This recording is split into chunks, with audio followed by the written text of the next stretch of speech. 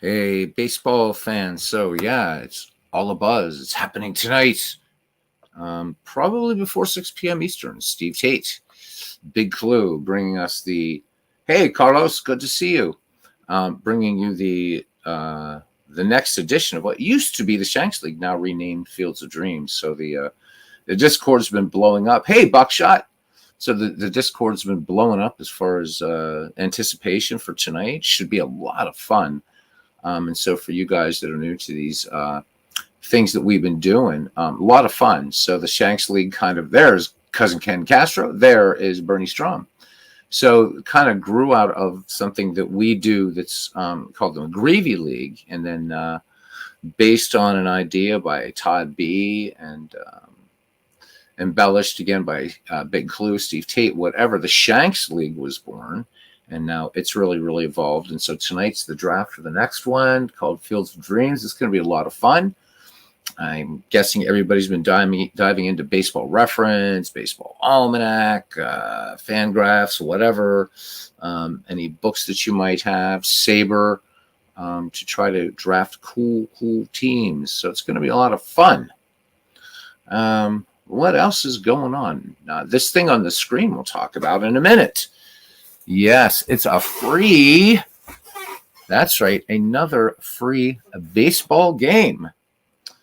William says, by the way, I have to thank you for recommending Brave. This thing's working great so far. Not one ad. Yeah, Brave browser. If you're not using Brave browser, you really, really should be, because no ads. I mean, ads are like, I get that people have to make money, but you know what?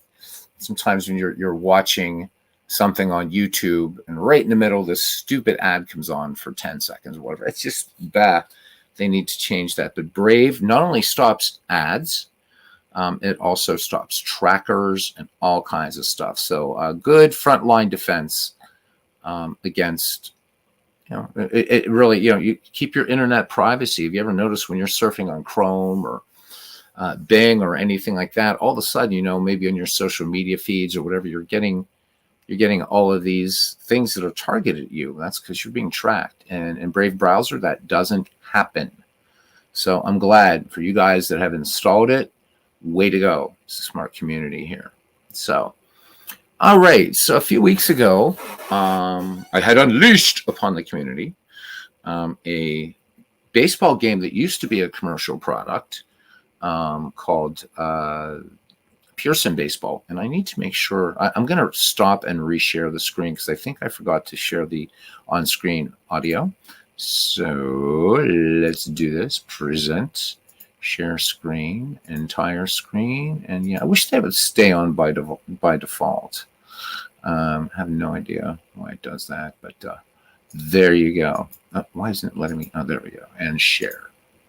All right. And of course, now I picked the wrong one. I'm in Egypt.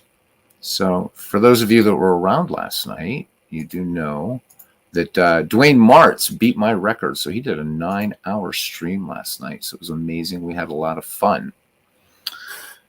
Anyhow, so when Sean Sullivan announced, I believe in 2015 or 2016, that he was basically giving Pearson Baseball to the community, legit freeware. Really, really fun game. Really fun. A lot of you have downloaded. Some of you have played around with it. So fast forward a couple years, and a guy named Crash, who I guess apparently had worked with Sean Sullivan, did some programming or what have you. I'm not sure what exactly his role was in Pearson Baseball, came out with a free product. And I'm going to be putting or sharing this later, possibly, I don't know about today, but this week, again, to my Google Drive for anybody that's interested. So at first glance, it's going to remind you quite a bit of Pearson Baseball. But I think that they're really nice kind of companion products. And so we'll talk about the strengths and of this one, which I think it's really, really cool. It does try some different things than Pearson Baseball. Obviously, it's going to be immediately obvious to you that its roots are Pearson Baseball. But there are other things that are really nice about this. Number one, you'll notice, of course, a full screen. Ballparks, as you'll see, are automatically assigned. You don't have to mess with ballpark photos in this one.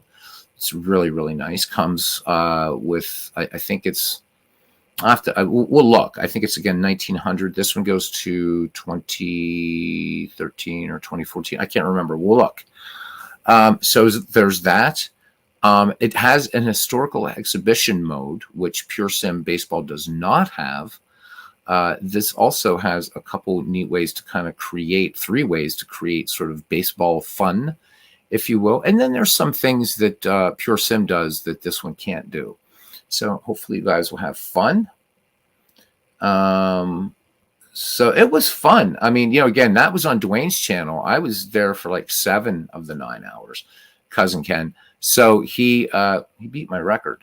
He beat my record. Mine was 7 hours and 15 minutes. And Dwayne, they were still on. He was still talking to Bob from Rob Exclamation Points channel, Bob Bryant.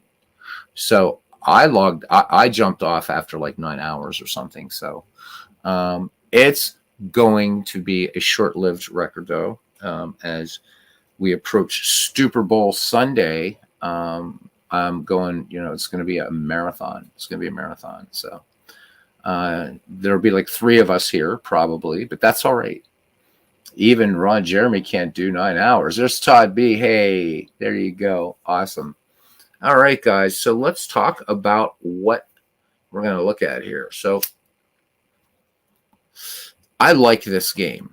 All right, so I'm going to first load an association, and I just happen to have 1975 loaded. So let's do that. I thought that would be fun for the community first to just do just to show this game in an era of baseball that everyone's going to be familiar with.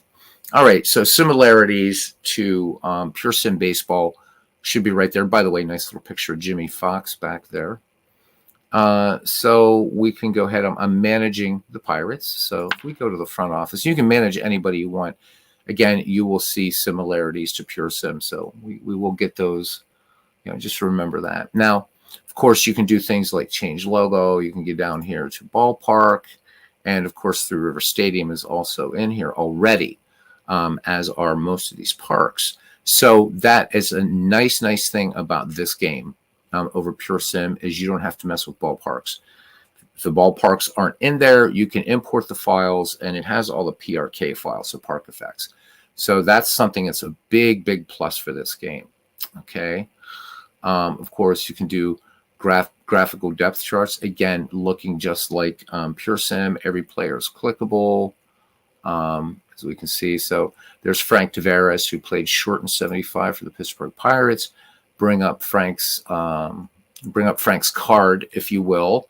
The pictures that I had posted that are broken down by decade, you will definitely want those for this game, because this game specifically looks for photo packs by decade. So if you decide that when I share this, you want this game, and why wouldn't you? Because it's free. Just make sure to copy those over. All right. And it will look for them.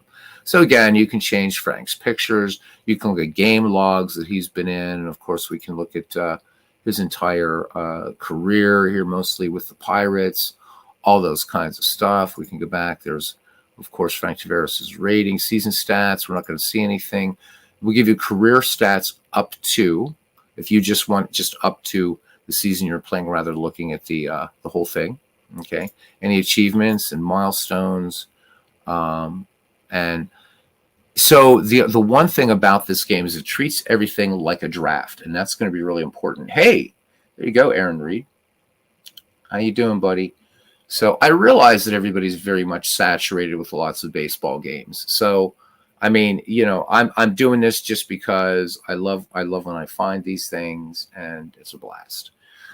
Direct links, of course, to Baseball Reference if you want to use them, what have you. But I think you really get enough information. Now, just like Pure Sim Baseball, don't hit the red button up here, because that will close the program. You got to get down here and hit close. Okay. And then we can pick any team's graphical depth chart. Doesn't matter. Let's look at the Tigers.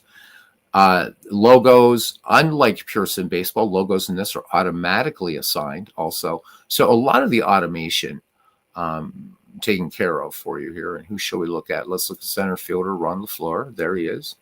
Picture, all that kind of stuff. So again, this is borrowed from or taken from Pure Sim, has some of the same coding. And I really, really like this, that it does this, like, so defense charts for players, right? So maybe, you know, for example, when we look at out of the park baseball, we look at action PC baseball, we'll see where the players were rated mostly. But sometimes you've got to make some sort of decisions, right? So when we look at Ron LaFleur here, he's rated as an excellent in center field, but perhaps you needed him elsewhere. Well, we see that black shows us that he's below average to average, but could play these in a pinch. And then, I know, bad pun. And then the red shows that he's poor at those positions. So it does this for every player as it rates them. And I think that's kind of a nice little handy thing because let's face it, defense, sometimes when you're making decisions, you've got to bring in a pinch hitter, you're going to bring in a pinch runner, what have you. You want to know, okay, well, what can this guy do? And sometimes just having that little, you know, and a more graphic representation in that pop-up window, I think is kind of fun. I think it's a nice touch and something that carried over from Pure Sim into this one. Okay. So again, let's close. All right. And we're going to close this. All right. The little crack of the bat. It's fun. So you can definitely have, you know, have some minor leagues in here, a few minor league players that you can bring up to the majors and, or send them down or whatever. So there is a minor league system. And remember that, that Pure Sim was a competitor of Out of the Park Baseball and Baseball Mobile. And so when Sean left the community, I guess this guy Crash probably used the assets that he created in the game. All right. So what else can you do? Of course, you can set lineups and rotations. You can ask your scout, set your rotation size. Again, your minors. And again, everybody here, clickable. You know, there's Gene Michael or what have you. So there's that. Now, again, you have to get used to this interface just a little bit. So up now, there's no close button down here. You got to close it here. Okay, and you're back out of it. All right. Hey, Mike. Hey, Mike. Hey, Mike. He did indeed. Chris Slovic went from jail to MVP. He really did. In fact, there was a movie, I guess, that was made years and years ago about Ron LaFleur. So you certainly can find it.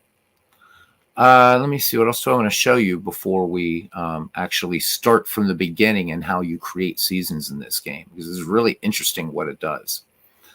All right. So, of course, you can go to team reports, right, and just get nice team reports for, here's the Tigers and, you know, what have you.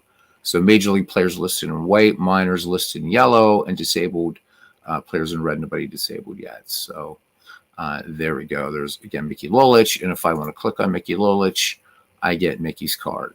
Okay. So just like Out of the Park Baseball, everybody just a single click and boom. All right. Hey, there's Gene Lamont, who would eventually become a Pirates coach and manager for a little while. Customized manager. This is pretty much the same, but I love this, as you find in Pure Sim Baseball. And of course, down at the bottom, so you can see we have Ralph Hauk. So this will already assign managers if you select a season, whereas Pure Sim will use the default AI and you've got to import a manager. But let's say you just want to experiment and you want to try a different manager. Well, you can just go to import manager, and here you go. A nice long list of managers, bring them in. Okay. So again, close. And again, this is all situational, So you could even just tweak up Ralph Hauk if you wanted to. Okay. Again, ballpark. So it's the same thing here. You can modify park.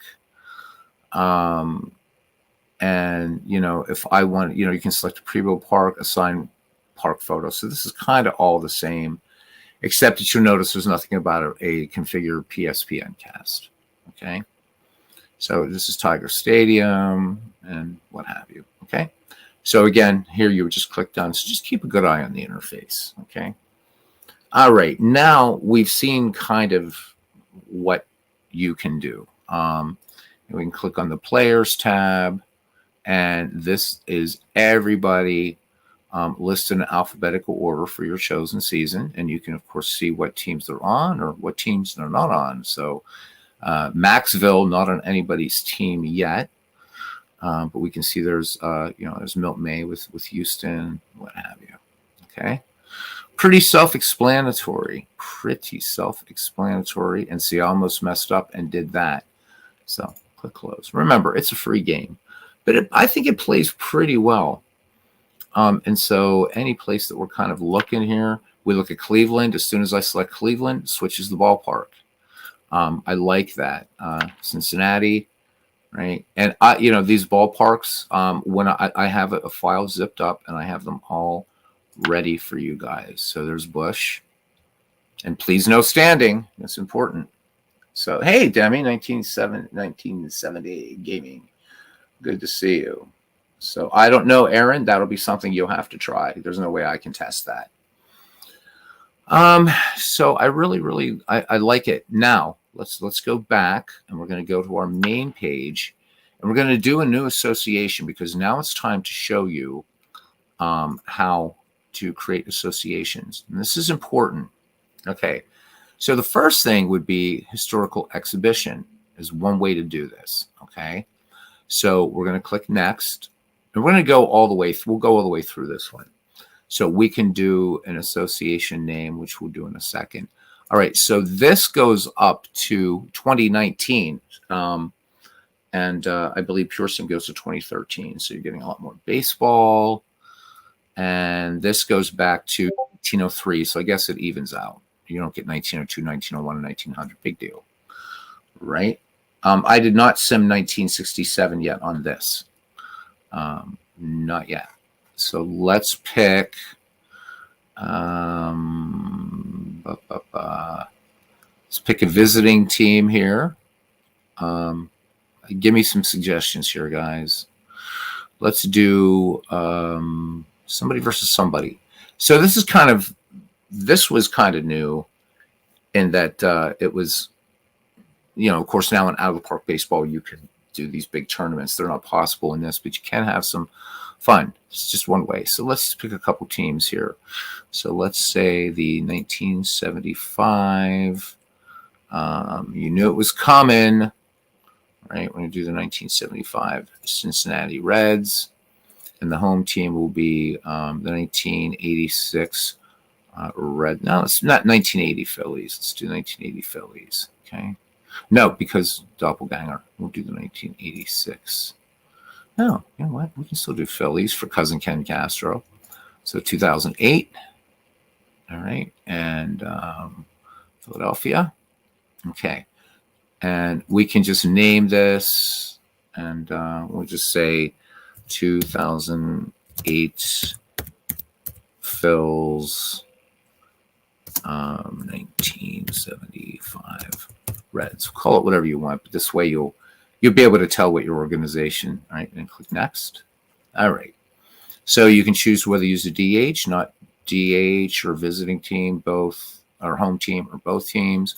Whatever you want. You want to sim minor leagues, you don't have to. Please check off player photos, injuries. It's up to you. You can play from anywhere from 1 to 7 games. All right. So series format, we'll just go 7, and it will give you just that 2-3-2. Okay. You can click closer if you want. All right. And then we're going to click next, and it's building these two teams. So this is pretty quick if you want to just do some World Series type things. Okay.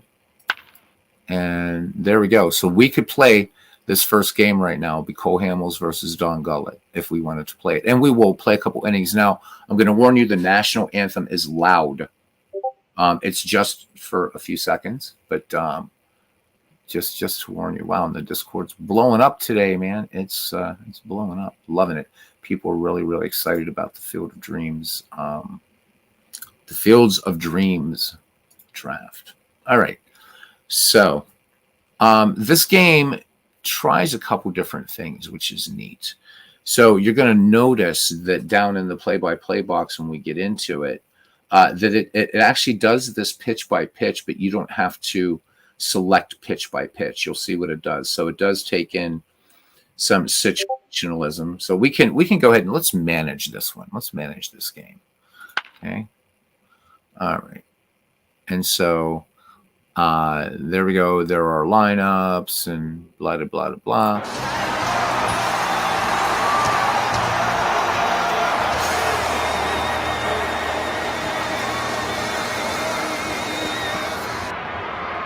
Trying to cut the sound down a little bit. Now, there's one thing you should be aware of. And this game is no longer being developed. You can't you can't assign a stadium for these just one-off type things, but that's really no big deal. The color scheme is a little bit rough, I will say that. So, and there's no way to change them if we go into play options. Right, all we can do is pretty much, and we're going to unclick continuous play-by-play. But you can't change the colors or anything like that. You can turn on in-game trivia if you want. I'm not going to worry about that. We'll leave the play-by-play as normal. All right, so here we go. So I obviously I didn't update this photo pack, so some guys aren't going to have pictures, but Joe Morgan. All right, and let's do this. So top of the first, and it's going to say, right, so it's very high, ball one, counts 1-1. Here's the 1-2 pitch. Morgan swings and pops out to Chase Utley for out number one. Okay. And automatically, here's Dave Concepcion. Just click enter. That's just the default, but you can, again, do shifts, things like that, whatever you want. All right. So this one fouled out of play. 1-2 pitch to Concepcion, and he swings and misses. Strike three. So 2 up, 2 down here, and that brings up Merv Retmund. And again, you can look at anybody's card stats during the game or what have you. Okay. So unlike Pure Sim, which is a good thing, I guess, or whatever. You cannot edit players during the game. And that's the only game I've ever seen that you can actually do that. All right. So for here, I can choose I could just enter default pitch to him. I can walk him, pitch around, infield normal, outfield normal, and then there's other options. So down here. Okay. So we're just going to click enter. And you're going to see, again, it's outside, ball one, foul back, strike one, strike two, and the 1-2 pitch.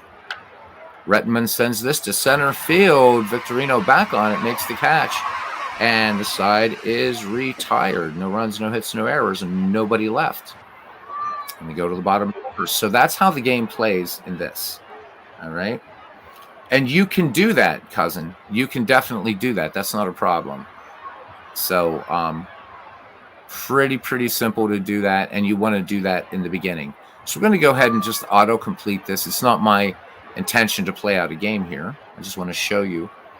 So we're going to go ahead and end of game. And looks like the Phils. Looks like the Phillies won that one. So pretty nice. Pretty nice. Go Phils. All right. Let me see what we can do here before we get into... so there's our current day, and let's go back a day, and when we get back we can look at the box score. So Philadelphia, wow, how about that, shuts out the 2008 Phillies, shut out the 1975 Reds 5-0. See any home runs in that game? Yeah, absolutely. So Phillies goes yard for the Phillies. So pretty cool there. Pedro. And who got the only hit for the Reds? George Foster. Again, and this is kind of, he just changed it to SBN, but of course it's PSPN and Pure Sim. All right, so that's nice. And this is something you can't do in Pure Sim. Not just using menu choices like that. Rather, you would have to just import 2 teams and then set it all up. So this is pretty quick, just kind of a little thing. All right, now we're going to get into really the heart of the program.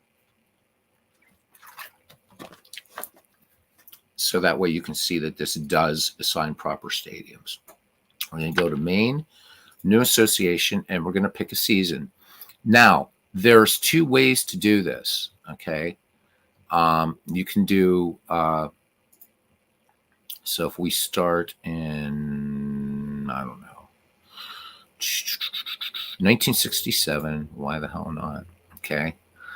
Now, this is really, really, really important if you get this. Yeah, again, guys, you can change lineups. It's real simple. Just you got to do that at the beginning of the screen, just like a baseball manager does. Okay. So that's not necessarily an issue. It's basically click and drag. So welcome in, midlife crisis, and Merry Christmas and Happy New Year. All right. Because this is, well, it's Orthodox Christmas now. Yesterday was Feast of the Epiphany. So we are through the 12 days of Christmas. All right. So you can see here that historical MLB players career mode start in 1967. However, if you do not check this box, it says auto transactions. What will happen is, and which is kind of fun, it will do a sort of fantasy, or it will do a sort of draft for you. And the AIs on for each of the clubs will draft players. So you could get a 1967. Well, you would get a 1967 in which the players are on completely different teams. Rodolfo Baiza, how you doing, Rodolfo? I'm demonstrating a free game called Strategy Baseball, which was kind of a descendant of Pure Sim Baseball.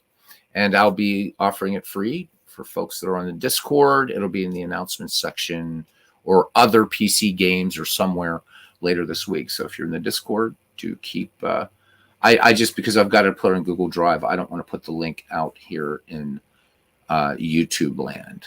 So if you want the season exactly as it was, you've got to do auto transactions. If not, it'll treat it like a draft. So once you do this, then it will assign the players. So we're going to go ahead and just do that.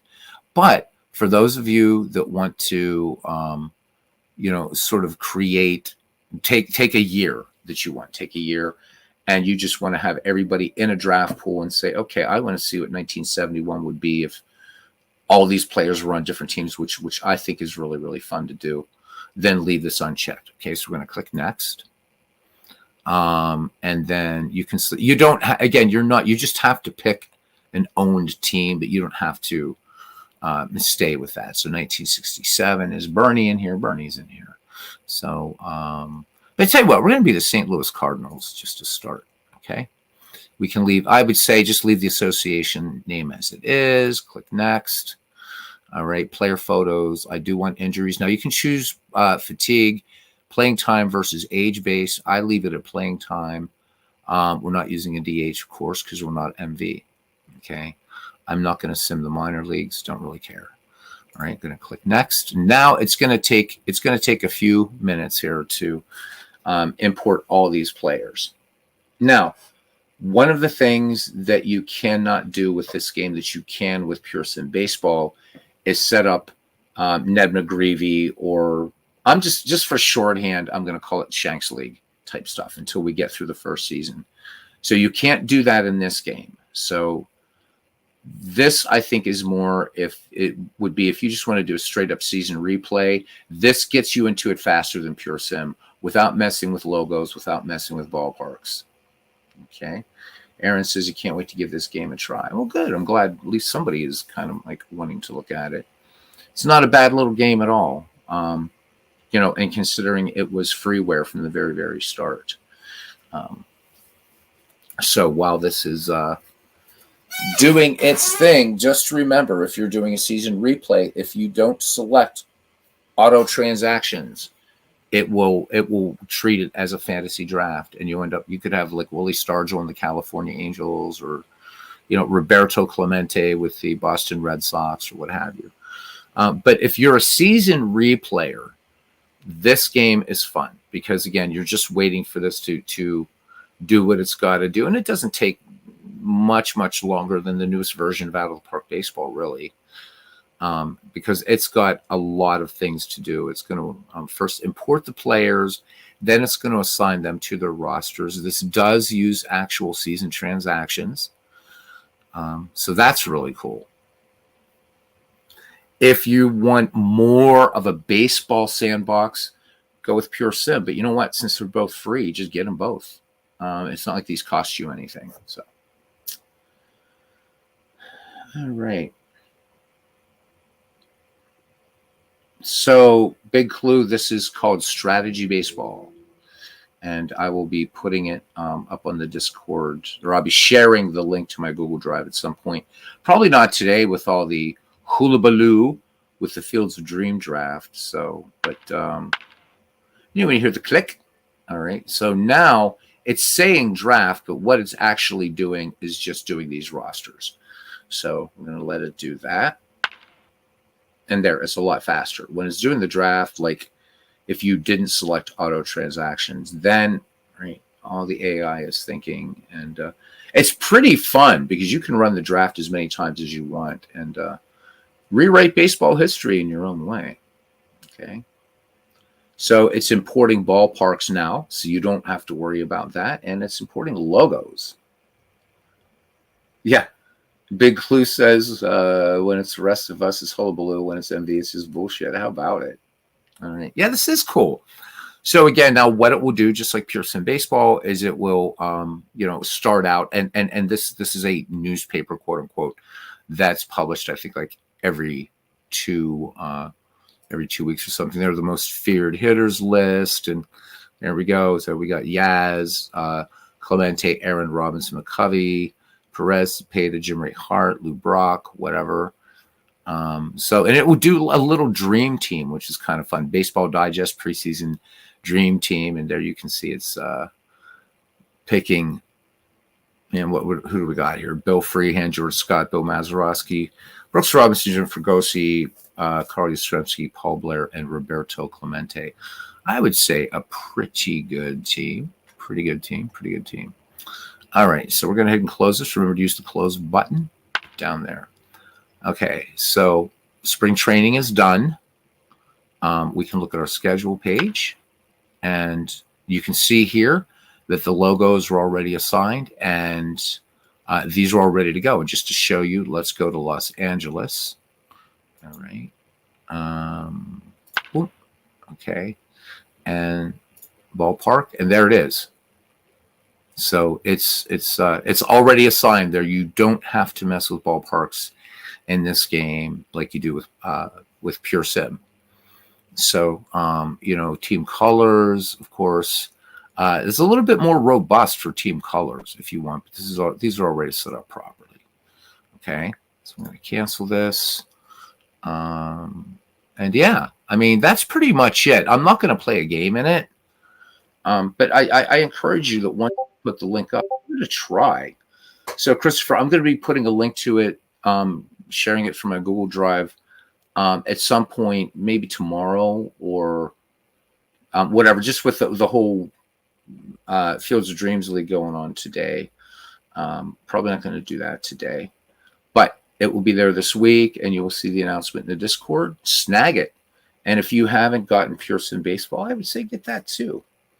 So it's really a lot of fun, and this is set up to do 1967. It will track transactions, injuries, all kinds of stuff. And once again, here's everybody where they're supposed to be.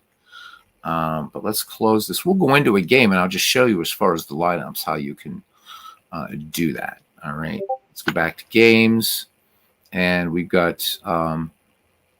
Well, it's got to be for one. What I'm going to have to do is select. We'll select Cincinnati in this case, just so I can do that. All right, and assign to you, and that's all you have to do. And you can do this with any team. This is basically just commissioner mode in Out of the Park Baseball.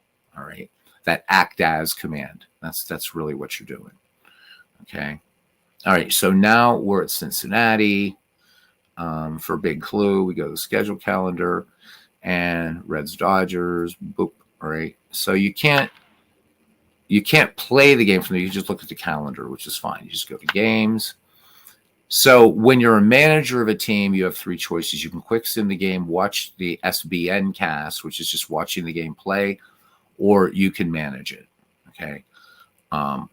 If you're not one of these teams, you can just quick sim or SBN cast. And again, if you wanted to play out every game, or you wanted to find different games that you maybe on that scheduled day that you wanted to do, then just do them. So we go to manage game. All right. So there's our little splash screen, and it's got, so here you go, guys. You can change the lineup for Cincinnati. Okay.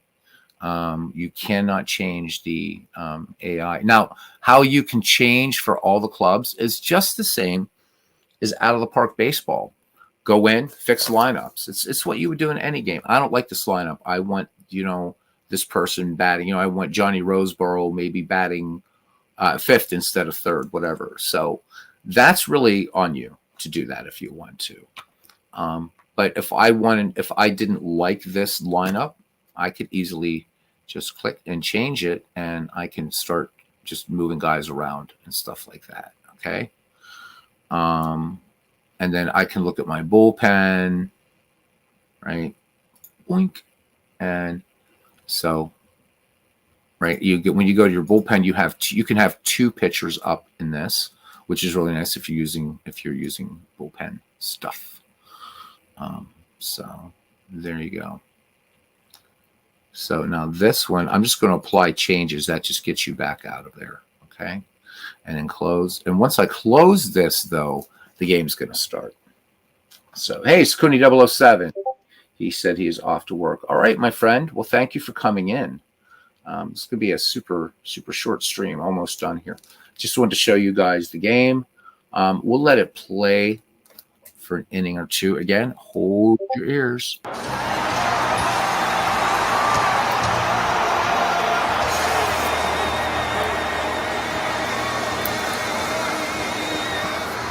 So, again, what I like about this is it gets the parks right. So 1967, St. Louis is still playing at Sportsman's Park. And this is a nice photo of Sportsman's Park. If you play action PC baseball in 3/4 screen mode, you're going to be right at home here. So it's ready to go. And we'll let it play while we're talking here for a little bit.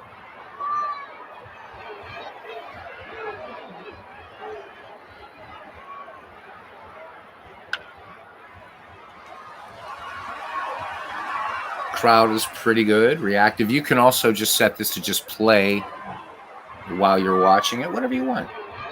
So Buckeye made his pick. I'm going to turn this down a little bit more. There we go. Nate Oliver gets a single. Here's Johnny Roseboro. So, I mean, I don't know how much interest there is in finding these games for you guys, old-time baseball, Pure Sim, this one, whatever. Let me know in the Discord. I mean, if this is just something you're not interested in, you say you have enough games to play, then certainly, I won't be looking for these things anymore. But I hope that you are. I mean, even just for curiosity's sake. And it's a lot of fun to just have some options and stuff. And so this one I can add to the 1967 project now, even though we're just doing one game here. But yeah, pretty cool. So Buckshot says, keep them up. I will do that then. The next time around when we do the freebie thing, we're going to explore the Internet Archive, and you will be surprised at what you can do and what you will find in the Internet Archive. Not only for baseball games, but some amazing things that you can find on there. And we probably won't just concentrate on baseball, but the Internet Archive is definitely worth your time. You like the old-timey look of this one? Yeah, I think my only complaint is I wish you could change the colors, but you know what? I mean, Crash made this as a free game, so I'm not going to be too grousing about it, right? So, and it's keeping track of the count, which I really cool. So there's the 2-1 pitch to Harper, and Grounds back to Singer. Vincent holding second. You can also choose, if you want, to have the text come from bottom up or top down. So pretty neat. I don't think so. You can look at a box score, of course, the game as is going on, which is kind of cool if you want to do that. So your box score is available. You want to look at park info.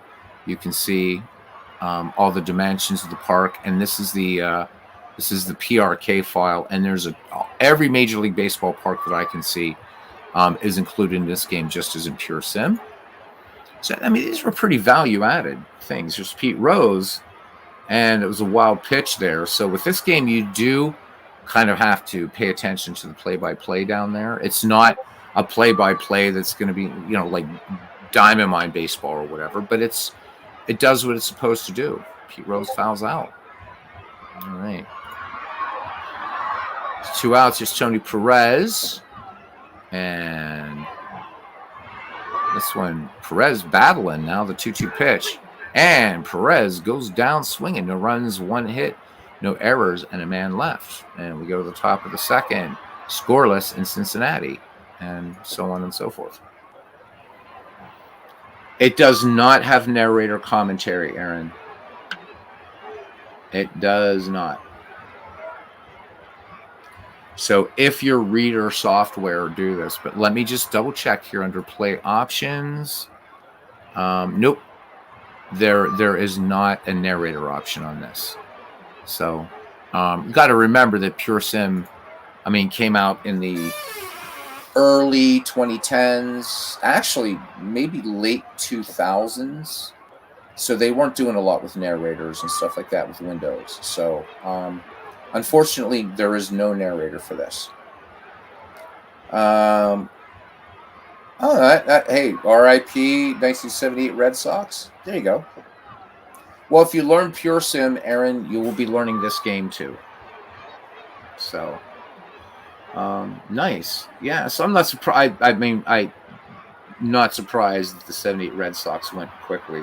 Good pick for Todd B. Geez, by the time we get to tonight, most everybody will have picked. But I want to wait. I don't want to do a pick this early. So it's gonna be fun stuff. Let's allow. Let me see. We go to more. Forget what more does. I have to look. There you go. So it's a little bit squiffy. All right. So you can set things for base stealing and things like that, and whatever. This is also your intentional, right? Like what you want to do. All right. So your infield. All right. Do you want to do, play your infield normal in, guard lines, corners in, shift left, shift right, extreme right. Outfield depth is normal, shallow, deep, shade left, shade right. You can attempt pitch outs. You can do pickoffs in this. So there's a lot going on. You can try to steal home. You can do double steals in this, hit and run. You could do conservative base running. You can do bunt, sacrifice bunt, bunt for hit, suicide squeeze. So there's a lot to this game, just like you'll find in Pure Sim Baseball. We'll go ahead and let it continue here for a little bit. I should have just put this on autoplay.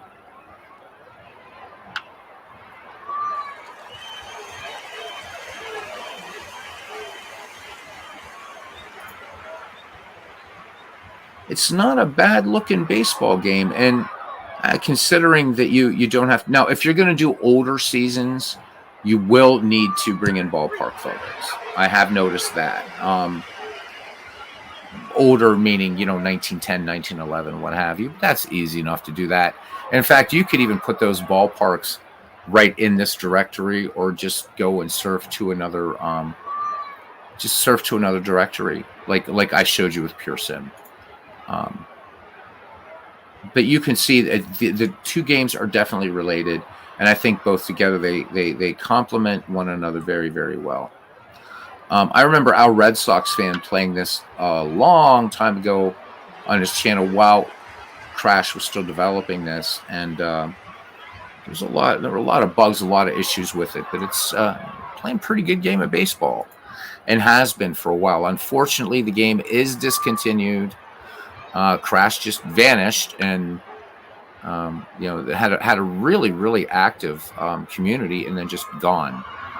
So there were some trolls that came on and saying, "Oh, geez, Crash stole Sean Sullivan's work, what have you." But Sean Sullivan gives the game out. Maybe and again, Crash worked with him. I don't know the situation. I just know that it's a free baseball game, and it makes me happy. Dick Allen developed this? What? No. Guy named Crash. All right, so and it will ask you here, should Lee Mays speed 27 to attempt to score? Center field Willie Mays, his arm is 71. So do we want to try to score Mays from second, or Lee May from second? No. I don't think we're going to run on Willie Davis with an arm of 71. All right. So what do we got here? One out. We got Mel Queen. All right. We're not going to steal home. All right. We've got the pitcher up. One out. And we got the bases loaded, so no place to put them. All right. Here we go. Let's do this. That just jumped ahead of me. I wasn't even watching. See if the Reds can get on the board here. He's fouling it back. Now finally the 1-2 pitch. And steal right 3, so 2 outs. So the Reds wasting an opportunity back at the top of the order now with Vada Pinson. Oh, yeah, no, Dick Allen had nothing to do with developing the baseball game, Aaron. I get you now. And Pinson flies out, and the Reds leave him loaded, baseball fans, and we go to the top of the 3rd inning. And we are scoreless in St. Louis, or scoreless in Cincinnati. So it's really cool that you get Crosley Field. This is the Crescent Tool Company out here, and really, really neat. I don't know by now if it's still Crescent Tool. No, now it's something engineering, but this used to be out beyond center field, or maybe it's this building. Is this the Crescent Tool? The Crescent Tool headquarters used to be in Cincinnati. It's one of these 2 buildings. It might be this one, actually. I like the fact that the Petri wine, that was like kind of a fixture billboard there at the time. It used to be Longo's Spaghetti House, so pretty cool. Yeah, so it's all gone now in real life, says Big Clue. So, but at one time, so for any of you that are tool people and you ever heard of Crescent Tools, this is where they were from. And I'm pretty sure now that I'm remembering this, because I have a different version of Sportsman's Park in Baseball for Windows, a neat black and white version, and it shows very clearly the Crescent Tool Company. So it's one of these 2 buildings. I think it's this one, which it's gone now. But I don't know. I mean, I like it. And I think especially if you're a seasoned replayer, why not? Why not give it a go? And, it can quick sim the season. All right, what's Bill Singer going to do here? Count goes full. Singer draws the walk from Mel Queen. Back to the top of the order now. And center fielder, Willie Davis. Willie Davis 0 for 1 today. Now, another thing that you can do over here, just like you can do in Pure Sim Baseball. Okay, so we can look at season stats. What have they done today? Splits. And then how they've done versus a pitcher.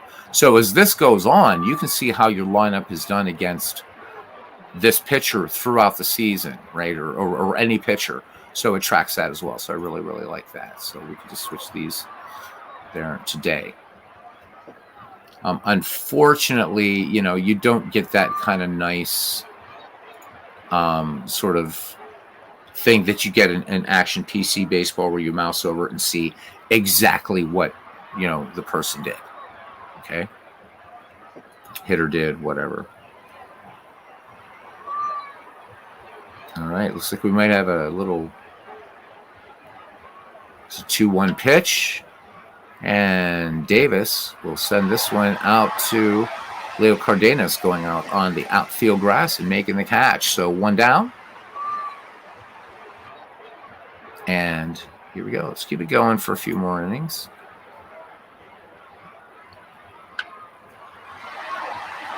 Need Oliver grounds out. Johnny Roseboro today. Roseboro, nothing for one.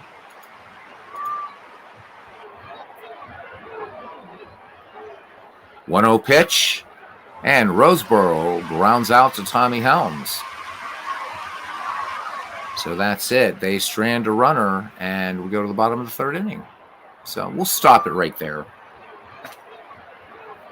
Hey, there's Slash Deep Gaming. How you doing, man? Good to see you. We'll go ahead and auto-complete this game. And the Reds win this one 1-0. How about that? So we can look at the box score here. And let's see who picked up the win. Who picked up the win? So Mel Queen went 9 innings, 4 hits, no runs, walked 4, struck out 10. Bill Singer went 6 1/3, gave up a run. It was not earned, walked 1, struck out 12. So these pitchers like boom, boom, boom, boom, boom, right? Jim Brewer worked 2/3 of an inning, and then Bob Lee. So Johnny Roseboro with a double. Tony Perez had the game's only RBI. Tommy Harper, Pete Rose each with a steal. Errors, double plays, and there you go. Yeah, it is. It really is. I think he did. I think he really did a good job. Hey, Dwayne, how you doing? What time did you finally quit last night? Because I left at 9 hours, and you and Bob were still talking. And I think Big Clue fell asleep. I don't know if he was still awake or not. Doug Hunt, welcome in. Been a while since I've done a little broadcast, so I thought I didn't want to just put up here, hey, it's a free baseball game, So I appreciate you guys just coming in and checking this out. I will be sharing this from my Google Drive, so look for that. I don't know, today, tomorrow, sometime this week. Feel free to please go and download it. The link should be somewhere there for Pure Sim Baseball as well. Okay, so about 5 minutes. So Dwayne Martz now is the record holder. He broke my 7-hour and 15-minute record by an appreciable amount, gents. Probably 9.5 hours, I think. So you did pass out. I thought, because he and Bob were talking about some things, and I was starting to get a little tired. I'm like, I'm jumping out, guys, and that was it. So proud of Dwayne. Awesome, Dwayne. Since I'm going to eventually sim 1967 in this, we'll just go ahead and quick sim Yankees Senators. And that's it. Go back to the day before. We can look at the box score. And the Yankees fall to the Senators 4-3. The Yankees were not very good in 1967. So let's see what we have here. Let me see. So neither starter gets the win. Darrell Knowles gets the win for the Senators. Worked 2 1/3. Dave Baldwin picks up the save. Al Downing went 7 1/3. So a couple dingers in this game. So the Senators, with no home runs but win the game, the New York Yankees hit 3 home runs. So Tom Tresh, Steve Whitaker, and Charlie Smith, and lose the game. So that's always kind of fun. So no surprise here, no stolen bases. All right. And then we just go to the next day. And now we've got a full slate of baseball. And again, low maintenance, everything, the year proper logos automatically assigned, and the ballparks automatically assigned. So pretty nice. You will get this game on the Discord once I share it from my Google Drive, Doug. Okay. Because you really kind of can't find it anymore. It's really, I've had it for a long time, and I actually found it again last night by accident. So I'm like, well, I got to share this with the lads, don't I? So, yeah, it will be available. All right. Let me just look around at the teams a little bit here. Let's look at the Smets. There's Shea. Now, again, this might be a little modern-looking Shea. If you want an older Shea, put it in. I mean, I'm not that much of a stickler for that. There's Memorial Stadium for Baltimore. Now, this I might change. This is not, this is KC Municipal, so this is before Kaufman Stadium. Not bad, not bad, but I think I'd rather, I mean, for this game, I want something that's going to be a little bit better angle. This is going to be weird. There, of course, is Comiskey Park. And I haven't, and that's the logo for the White Sox 1967. Get on, look at my Pittsburgh Pirates here, and we will see Forbes Field. And you guys should recognize this pretty famous picture of Forbes Field. There's the proper Pirates, whatever. Chris says, speaking of games, for your next Creators Cup, should I have a long season and short playoffs, or should I have a long tournament with no seasons? That's a good question. I think it's been my experience, at least because I've done like more longer tournaments and I've done seasons, that for this kind of format, it seems like people like tournaments. I resisted them for a while, Chris, to be honest with you, but it seems like people like the sort of inherent drama of a tournament. I wouldn't do a one and go home though. Those really don't work. I tried one where everybody sort of picked a team, and once your team was knocked out, it was kind of like, I was hoping at the beginning, and this is all about experimentations. Well, maybe people would think, okay, who's going to make it all the way through? But I would do, for me, I would just kind of do the tournament. But, it depends what your style is different, Chris. People are going to listen to you because you sound like a real baseball broadcaster. So you have more options than I do, my friend. So draft update, 14's off the board, 14 off. I hope we don't keep the draft going like all afternoon. It would be really nice to kind of have a bit of a draft tonight, but so 4 teams are off the board. All right. I guess those are going to be listed. So nice. I just hope there's going to be like a first round tonight. Anyhow, so Dwayne Marsh says do a playoff. So Dwayne, of course, I think Dwayne kind of stands, in contradiction of what I've just said. He's wrapping up a 1961 double season replay, and people have been following that with a lot of enthusiasm. And of course, now the other thing which is fun is his World Series project, which I'm looking forward to seeing that continue. There's a lot of stuff coming down the pike.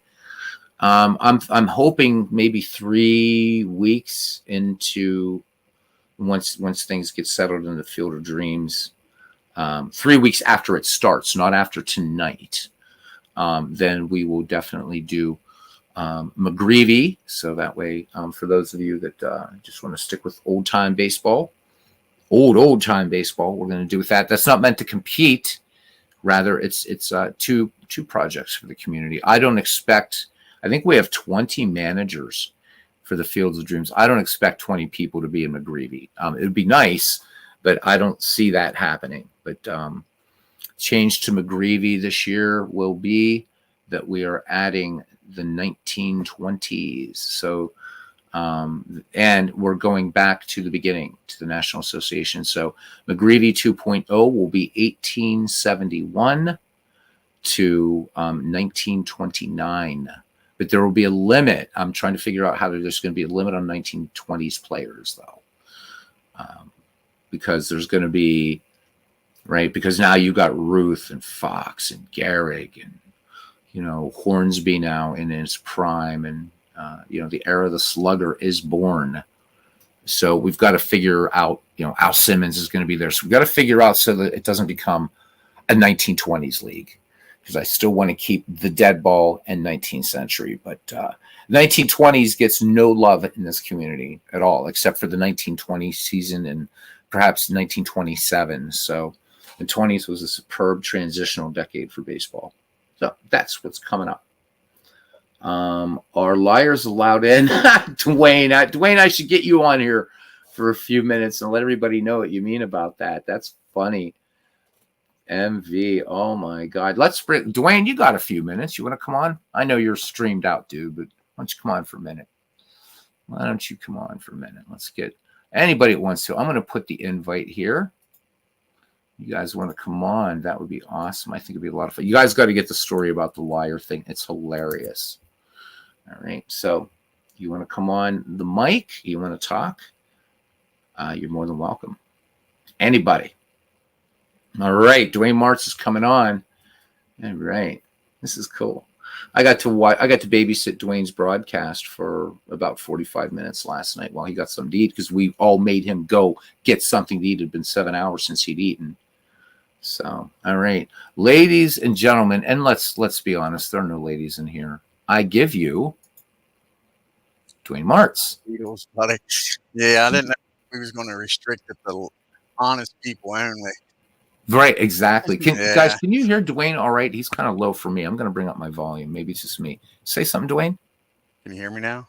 Oh, yeah. Okay. So everybody can hear you. Yeah. Forever Remain 90 tuning in from Germany. Hey, buddy. So, Dwayne, you want to give them the story of the whole lot. I mean, just last night's chat, you guys, you missed. It was really, really fun. So, Dwayne started out doing. Dwayne, you take it from here. I started out doing the Yankee game, 1961 Yankees, and Aaron came in and trying to talk him into joining the Fields of Dream league. So we got Big Clue and a bunch of guys on to explain it.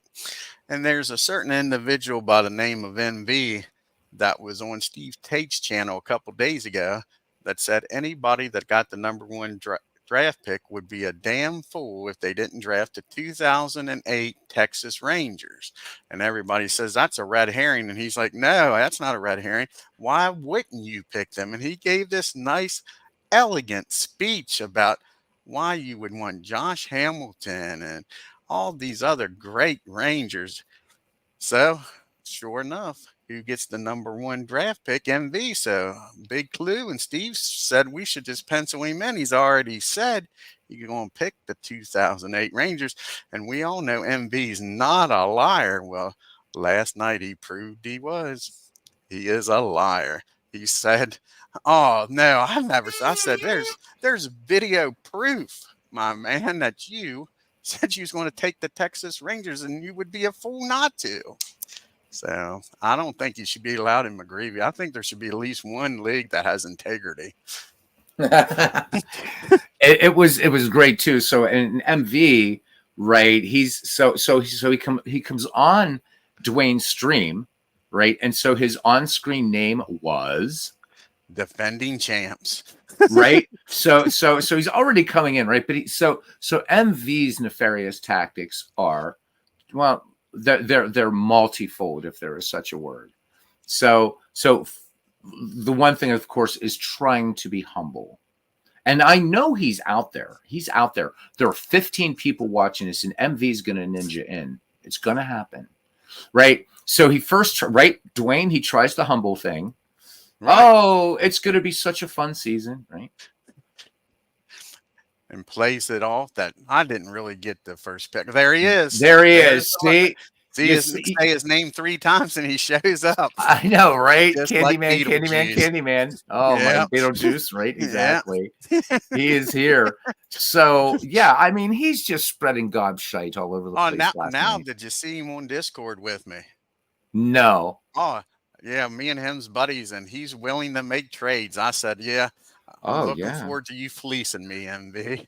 See, that's because MV thinks we're all Dr. Faust. That's what it is. Because as we all know, it goes hand in hand, a liar and a thief. You know he's going to lie to me and steal my team blind if I try to make deals with him. You know it. He is. So we're talking, and like it's just all over the place. Big Clue was so on form last night. It was a thing to behold, guys.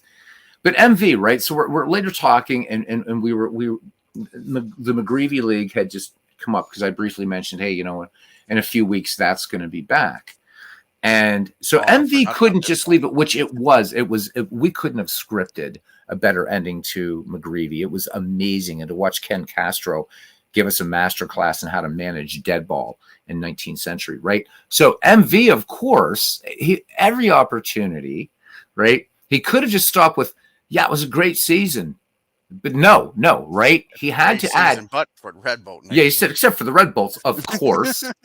Yeah. Like, oh my god, and it's just insufferable, right? So he's his thing about Darth Tate, right? Darth Tate, the evil empire, right? The Red Bolt Nation, but yet he's buddying up to Steve last night.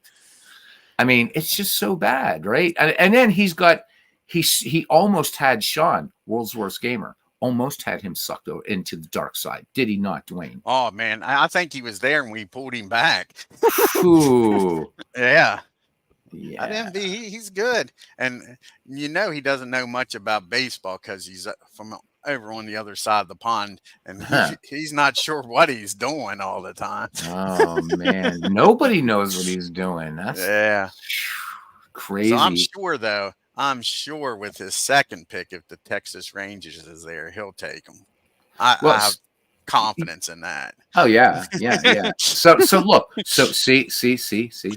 There you go. Setting him. Yeah, I mean because nobody in the community needed reminding, right? And The then sad look part, at this. MV, you're always going to be the defending champ in Shanks League. That's the sad part about not starting that back I up. know, right? Because they changed the name. If this wanker, this tosser, wins this one, then he's going to hold 3 league titles. Exactly. Oh man. Yeah, he's always going to be the champ of the Shanks League. He can say that forever.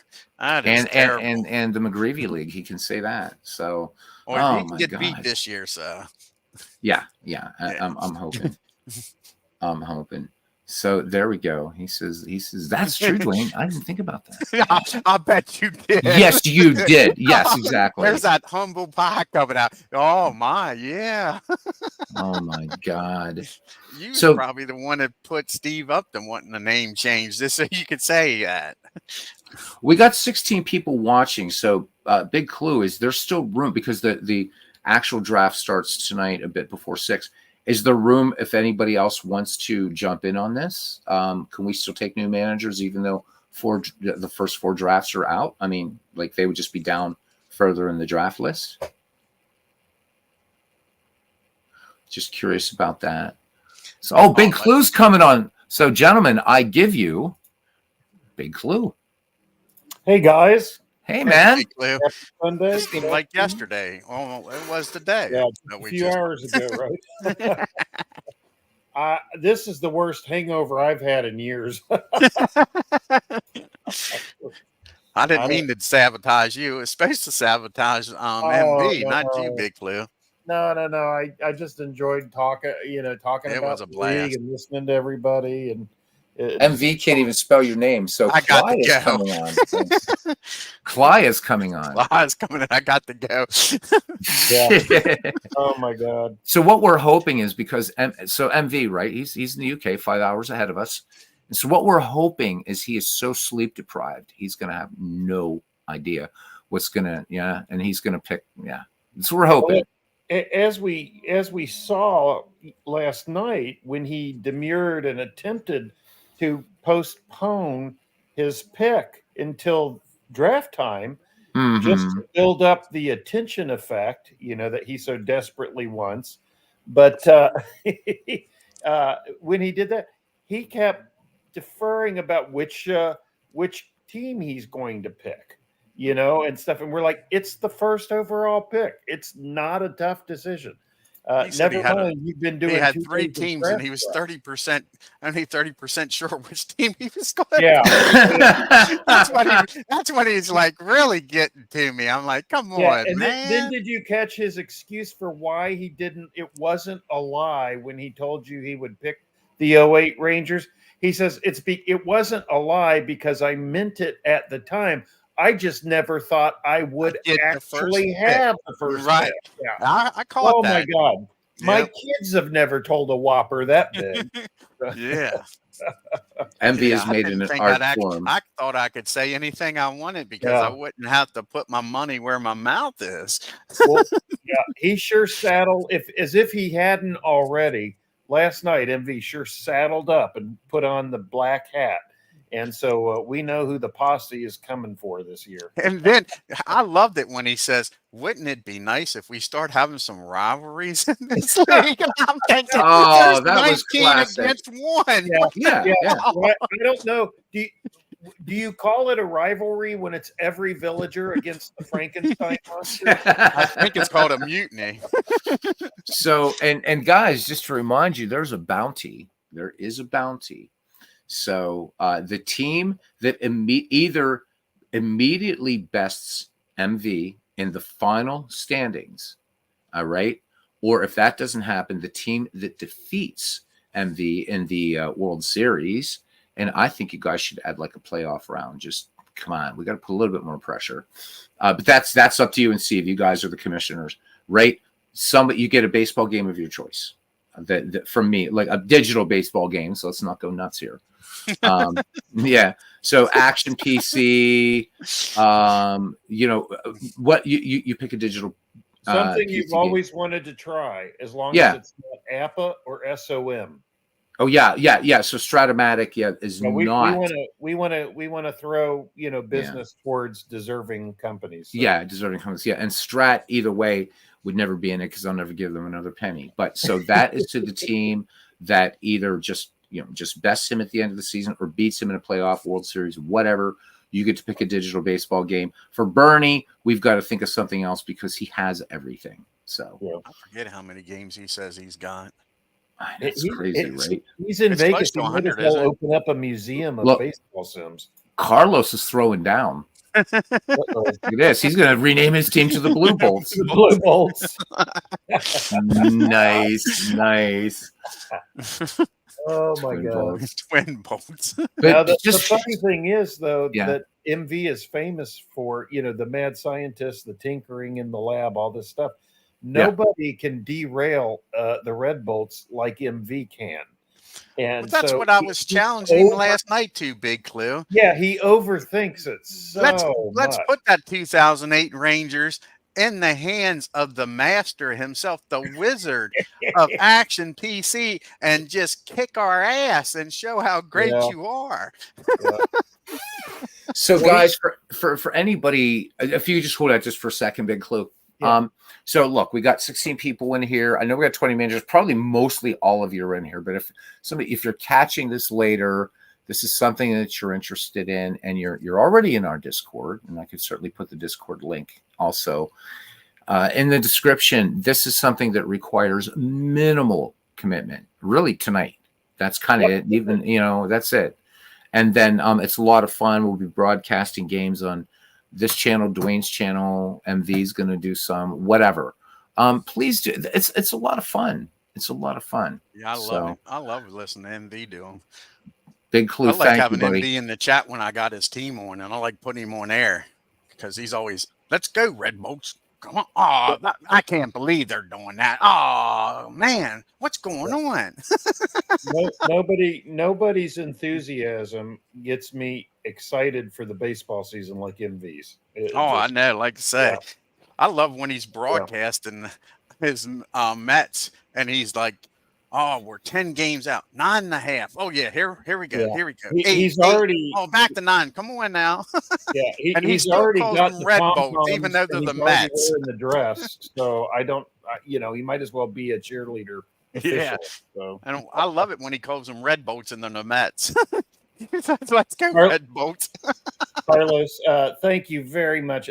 Steve and I've been so heartened by everybody's response, and we're so excited about what's happening, and just seeing everybody get interacting and taking an interest and whatnot, just makes our hearts happy. I need to make a comment here, if I may. So MV says it would be like a Bolt family. So in other words, MV, the type of family where you go to the family reunion to get a date, that kind of family. Yeah. I'm sorry, but it's on as of now. Don't let him fool you in, Carlos. So guys, the hype is real. If you're a member of our Discord, people are really excited. And I'll tell you what, so just to piggyback off of what Big Clue said, these two guys, Steve and Big Clue, really, really put a lot of work into this for us to make it as effortless as possible. Come and hang out tonight. It's going to be on Steve Tate's channel, and just have a lot of fun. Right? It's going to be good natured stuff. Just kind of fun to look at people's strategies too, because not only is this are you drafting right a year in a team out of the 5 years that are on offer in this initial season, but also there's a rule where you can select players, right, and you can have them move forward a year in their career for the next season or backward or whatever. So there's a deeper strategy than just building a team for a one-off. Go ahead, Big Clue, please. No. It's a keeper league. So anyone in the chat who doesn't know, the format of the league is tonight we're drafting there are 5 seasons to choose from, and you're drafting 4 team rosters from among those 5 seasons. You're just not allowed to draft 2 from the same year. That's The it. heretic So is trying to that's stir all we're shit doing beans. tonight. You'll then take a week or two to assemble a 30-man roster out of the 4 teams that you picked. So you'll be narrowing down roughly 120 players or so down to the 30 that are going to be in the sim. The rest of them go back in the free agent pool for next year. Hey, I got 2 questions for you, Big Clue, that I thought of go last ahead. night. The first one, the 1981 season, are we skipping that in the player Nope. rotation? All seasons between 1893 and 2018 are going to be in the they're eligible to be added to the season pool. No, I'm saying as the player. Say, we got the 78 season. And since 81 was that strike year, are we going to use the 81 stats if you get there? Yeah, if you get to 81, we'll still use the stats. Yeah. Okay. I like Buckshot has to say here we're a bad influence. Injuries. Well, we intend to be. Okay, you're saying because they have fewer at bats, fewer innings pitched than the other guys. Yeah, with because 162 game or whatever schedule, they only played like 60 games, something like that year. Player usage in the league is 150% of their actual plate appearances or innings. So if you were a regular in 1981, you'll be a regular in the league. Okay. If you're a regular in 1994, you'll be a regular in the league. Gotcha. So, yeah, I was just. And my other question. What was my other question? Ben, we'd really love to have you in there. I know you're busy. I know. I wish you would too. Me and there is always room for night. you. Yeah, in next season if you want, or the season after, whatever's convenient for you, buddy. Yeah.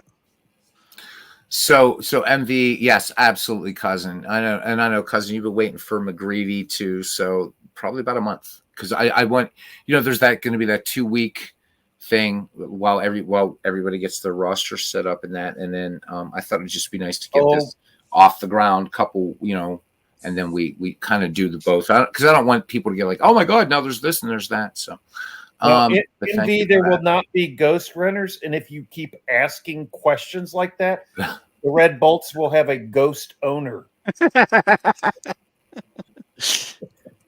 Oh, my other question was, Big Clue, when we get the next year, are we going to know what teams we have before we make our cuts?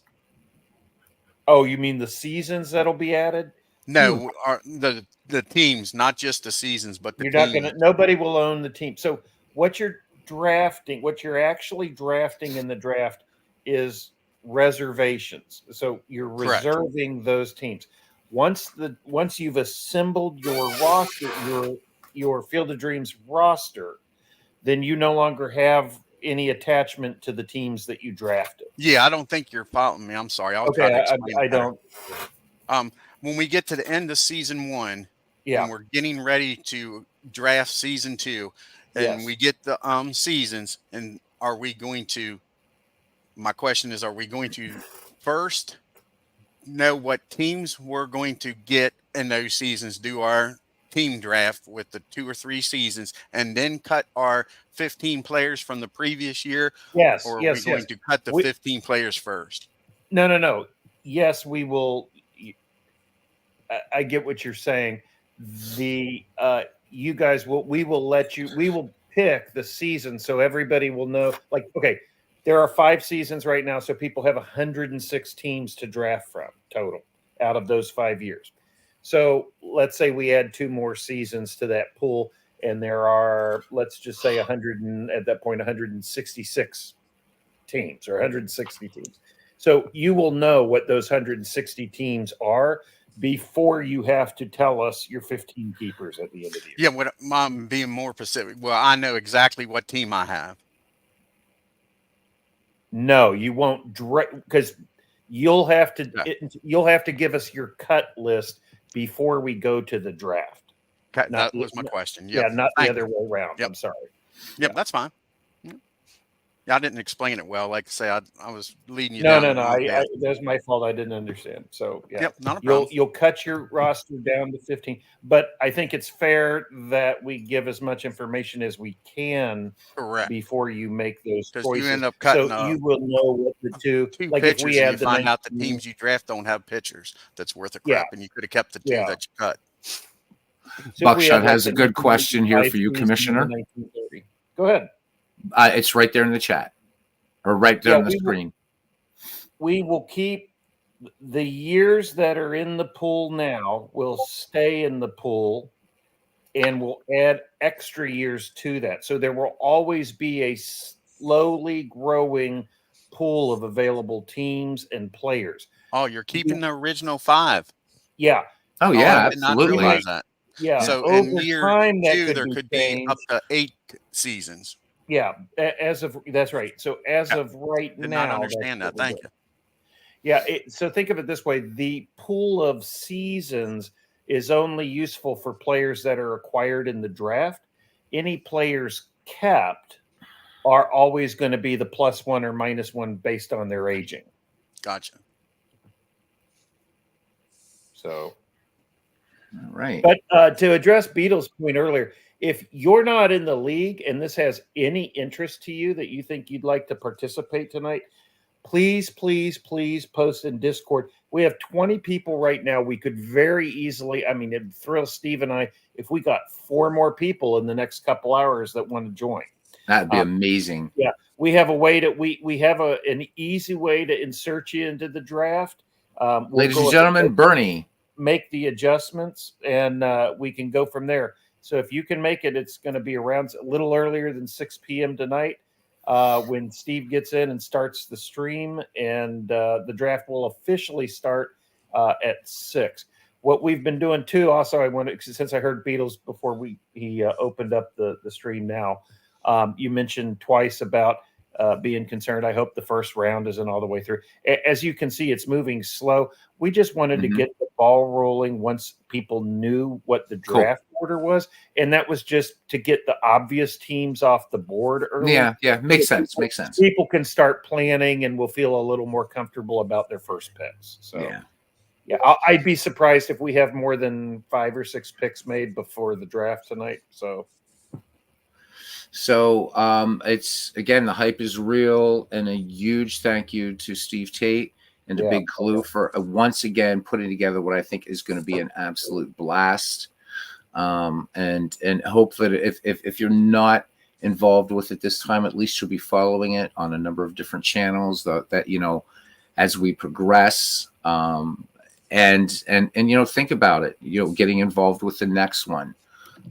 It's just this draft format this year is really cool, and we had Bernie on here for a second but didn't say anything, man. /Deep Gaming, he says, is there a detailed breakdown on how this league works? You mean like in writing? Yeah, there's plenty of videos. Yeah, I you know what, I will jimmy up like a 1-page document and post it in the Discord. I can do that today. That's no problem at all. Yeah, this one is probably the most straightforward. I mean, it doesn't seem like it, but it actually is. Yeah, I think, and the drafting strategies for this, I think, are much deeper. The biggest thing it stops you from having to worry about is doppelgangers. Yes. Yeah. It's and almost the great example. There's only a handful of possibilities. Yeah, 3,700. More than 3,700 players total on the rosters in this league that are available to be used. Of course, most of those are not, good players, but only 140 Hall of Famers out of all 3,700. And only 100-something were traded within the same season. So they played for two franchises in the same year. And only 13 show up in multiple years in this. So, and two of those players, by the way, Lou Brock and Kari Strimsky, have already been taken by the first four teams to draft. So Slash Deep, you're drafting a team from a year. That's right. Yep. And then you'll have basically 2 weeks after the draft. Take your time, look at the four rosters you drafted, and mix and match 30 players you want from those four, and then tell us which 30 players you're picking. You're basically drafting your own personalized draft pool, which is really, I mean, we really like the idea. So, and 007 just made his pick. Yeah, and again, the obvious one. I mean, because he's replaying 2008, and I mean, come on, world champion Phillies, no brainer there. 2008, yeah. Steve's busy with family. He just let me know. He says, I can't come in and announce it. You can. And then he says, I still need to research. Yeah, I was doing some research this morning, and I'm like looking at stat heads being in front of me. Yeah, so that's the first 2018. They were the world. So there's a few teams I'm looking at, and I'm like, I bet you Beatles is going to take one or two of them. So David L. Is taking the 1944 Cardinals. That was another team we knew was going to go quickly. Yep. And Steve is on the clock. So, oh yeah, if he's not on our Discord, where's our Discord link? Big Clue, would you mind popping that in again, please? Yep, I can do that here. And then I guess we need a link to Steve's channel. Yep. Here we go. So I think it's going to be a lot of fun. And you guys are going to find that the draft is they're always a blast. They're always a blast. What do you think, Clue? It'll probably take 2 hours, right? You're thinking? Yeah, 2 hours or less. Right. Yeah, 1 to 2 hours. That's the. There's the link to the Discord /Deep Gaming. Please join, because there's a lot of stuff on there. It's not just about this. Oh yeah, okay, yeah. There's 2 Discords. Please join both. One it's called McGreevy League. That's like the kind of big general one. And then there's Baseball Geeks, the Baseball Geek Squad, which is more focused on this. But the 2 kind of cross-pollinate. Yep. And we mean that in the best sense. Yeah, not in the MV sense. Not in the MV sense. Yeah. Steve is actually, so I told Steve he's on the clock now after he says, no, I'm busy with family. I can't come on. And when I tell him, oh, it's your turn, he goes, oh, I might hop on after all to make my own announcement. So he should be joining us any minute, it seems like. Cool. Yeah. We'll hang out for a few. Yeah, that's great. And let me update the list. And I'll post. We're posting this to both Discord. So tonight during the draft, I had a couple people ask if we can't make it to YouTube during the draft, can you post periodic updates in the Discord live? Bernie's here with us, so they can follow along, and I agreed to do that, so that's no problem. Nice. Yeah, as these guys are doing a lot of work, and they make it a lot of fun. Yeah. So. Okay, so /Deep, then what you want is the other one, Baseball Geek Squad also. Yeah, the first of the 2 links is to the Baseball Geek Squad, and that's the main one for this league. Right. Yeah. Bernie, how are you? I'm doing fine. How are you? Doing well. I know that I said I was going to be going on as soon and as Dwayne's broadcast was over last night, but as you know, we went like 9.5 hours or something. I listened to most of it, but I got 2 questions if I could. Mm-hmm. First off, when we started the day yesterday, I had all my teams picked that I wanted to play with. By the time and I did post, by the time we get down to number 18, most of my teams will be gone. Yeah, mine too. And why wouldn't you take a look on what teams had good players in 1904, 1944, 61, 78, and 2008 for years after that. So you want to look at the teams that might have had players that had breakout years in 05, 45, 62, 79, and 2009, because there's no way you're going to get any good players down on my number strategy from 18. the Or you can go backwards too. Yep. Don't forget, go backwards too. So like if somebody picks up Willie Mays, you're going to want to move backwards with Willie Mays, because I mean Mays. When did he retire again? Oh my God, I keep forgetting. 73 something. 73, right? So when you get 61 Mays, I mean, certainly what a great career, but you maybe you want to go backwards with him, maybe with McCovey you want to move forward, and that's the other layer of this as well. Yeah, I think that's a great Gaming strategy, Bernie. So Slash Deep Gaming is asking how we're going to sim games, which is I don't know if you and Steve have that worked out, how the schedule, how that's going to work, or in terms of what's going to be broadcast, what will be simmed, manager files. So it helps. It helps if you have Action PC Baseball, but I'm guessing if you don't, would there be a way for people who don't own Action PC Big Clue to kind of give? And there's Steve. We could ask Steve. Let's get him on here. Just to say, this is what I'd like my manager to do, and they can be adjusted accordingly. I volunteered to get on Discord, Beetle. And Steve's on here. Screen. Hey, I'm here for my live announcement. I do have second part of that first question. Okay, Bernie. And if you got to do that much, if you're following, everybody's got 2 minutes and they're picking their teams. Mm-hmm. There's going to be a lot of adjusting on the fly in this draft. 2 minutes is just not going to be enough time to check this stuff out. Oops. I'm going to leave that to the commissioners, Steve and Big Clue. Let's play it by ear and see how it goes.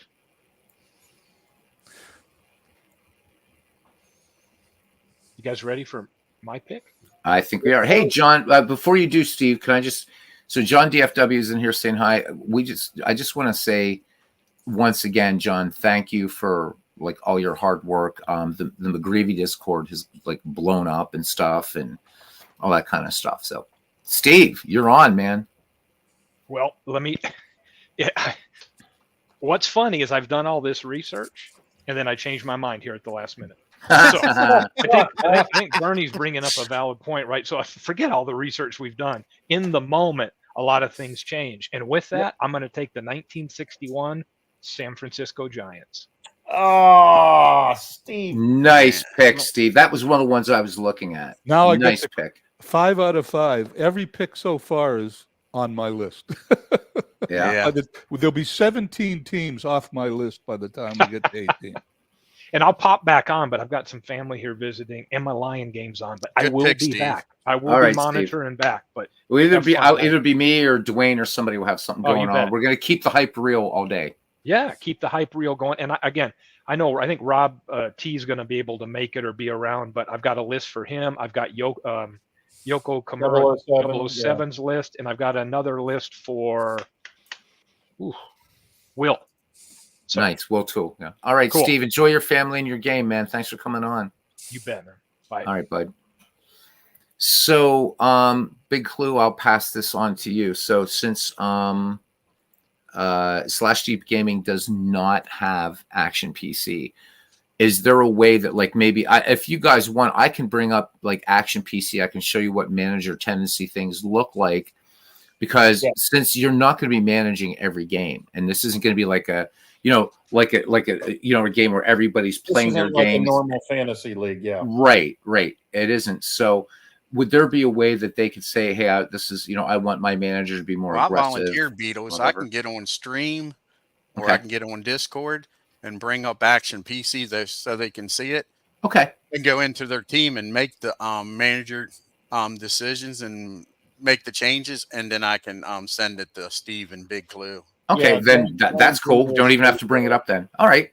That offer. Yeah. You don't need to own the game to participate. I mean, at its basis, you can just type up, here's my lineups versus left and right I want to use. and here's my rotation, that sort of thing, and just post that in the Discord, and we'll enter it. But yeah, Dwayne, that's so generous. Yeah, I Certainly mean, you guys do a appreciate you lot of doing work, Big so. Clue and Steve. I mean, I'm trying to Yeah. help you as much as I could. But to be clear, this isn't a this is a centralized league, I guess is the language that would normally be used. This is not a league where you have to play your home games or something like that throughout the season. Right. Once you pick your players and you want to make managerial decisions, you can be done. Yeah. Yeah. Yep. Exactly. Now, if we're doing your team on a live broadcast, I'm guessing we're still going to, this was a rule that we came from. Are we going to keep the McGreevy rule going on this one too? So if you're the home team, you can make every decision. If you're the visiting team, you can only make leaving that up to the substitutions. individual broadcaster on that. Okay. Okay. So when I do them, we're going to keep the McGreevy rule in place. So the two conditions are this: we're playing your team and you happen to be on there and you're the home team, you can make any decision that a manager makes. If the home team and the visiting team managers are both there, the visiting manager can only do substitutions. If the other condition would be whichever manager is there, the other one isn't. So if you're the visiting manager, in my broadcast, at least, you'll be treated as the home manager against the AI. So it'll make sense. Yeah. Just because, at least for myself, I don't want to get into managing your team for you. And if neither shows up, the AI will control. I will do, though, if it looks like your pitcher's getting hammered, and maybe you've decided to go with a default AI or what have you. Boy, is the Discord blowing up! Wow. Yes, it is. Then I might yank a pitcher if he's given up 9 runs or something and he's tiring. But again, we're going to be simming far more games than we're going to be broadcasting. So, yeah. Yeah, that man, I like that. Yeah, Buckshot's got it right here. It's like a fantasy league. Pick your players, see what happens. And again, because this is a keeper league and more years are going to be added, just think of this for a second, guys. Who you're not going to see this first round? You're not going to see. I mean, obviously the obvious suspects. There's no Babe Ruth in this league yet. There's no Lou Gehrig. There's so many great players that you're not going to see yet. And that's what makes this fun. And some might say it's sort of similar to what Legends is doing. And hey, even if that was unconscious, or subconscious in the process, hey, you know what? Imitation is the sincerest form of flattery. And I think it will build tension and ways to that. In other words, it's like, okay, that's over. Right, because the past years it's been okay. Now we're going to do the draft this way, and I think this way is a way where you can actually move forward and thinking about building a dynasty. Yeah. / Deep Gaming's got a question for you. Yeah, let me put this up here on the screen. There we go.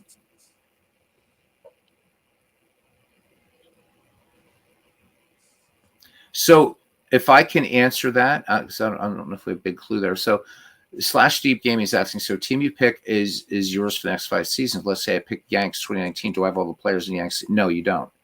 So basically what's happening here is, again, you're picking a year and a team. So let's say it's round number 1. All right.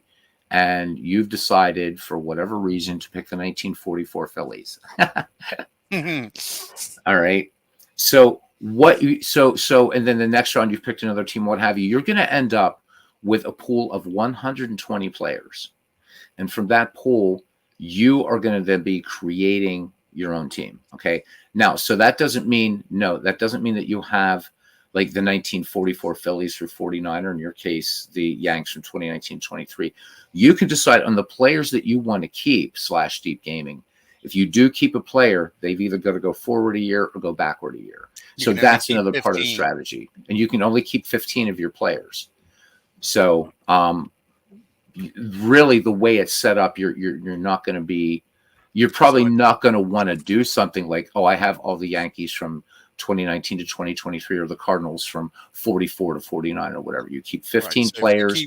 And then the other guys go back out and can be on your Right. team, you can keep 15 of those 2019 Yankees.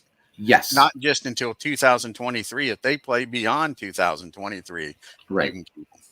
You can, but that doesn't mean that like you automatically No. have the 2022. Oh, well, this game doesn't go. I don't think we're going past 2018. I don't know.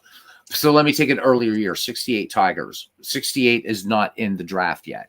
You got the 68 Tigers. That doesn't mean you have them for till 1973. So that, let's say 1971 comes into play. That doesn't mean you automatically have the 71 Tigers. So that's going to be something I think Big Clue and Steve will have to work out, because the doppelganger issue will come into play at some point. It's just going to happen. Hey, Beatles? Yeah. I don't mean to interrupt, but explaining it, let me try to explain what I'm going to do. Maybe that'll help somebody. All right, Bernie. Let's say that in the 1904, 1944, 61, 78, and 2008 seasons, there's no team I want. Mm-hmm. I'm going to look at a team, and I may draft a team, for example, in 2008 that I'm going to draft a 2008 team I don't want to have, mm-hmm. because either a player on that 2008 roster had a monster year in 2007 or a monster year in 2009, mm-hmm. and I may draft him so I control him in the mm-hmm. next season. Right. Yeah. So if you're out of teams you want to pick, you want to start looking at the teams available for you to pick, mm-hmm. which is whatever's left in these 5 seasons.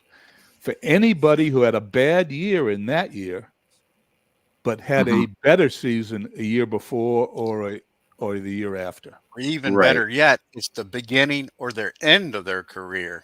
Right. Mm-hmm. Well, what you Then really you can want to keep look them. is the following year for Right. any breakout rookies. Right. For example, if 1953 was one of our years, for example, you might pick the New York 1953 Giants because you want Willie Mays in 54, even though his season wasn't that good in 54, but you'll have him for his whole career.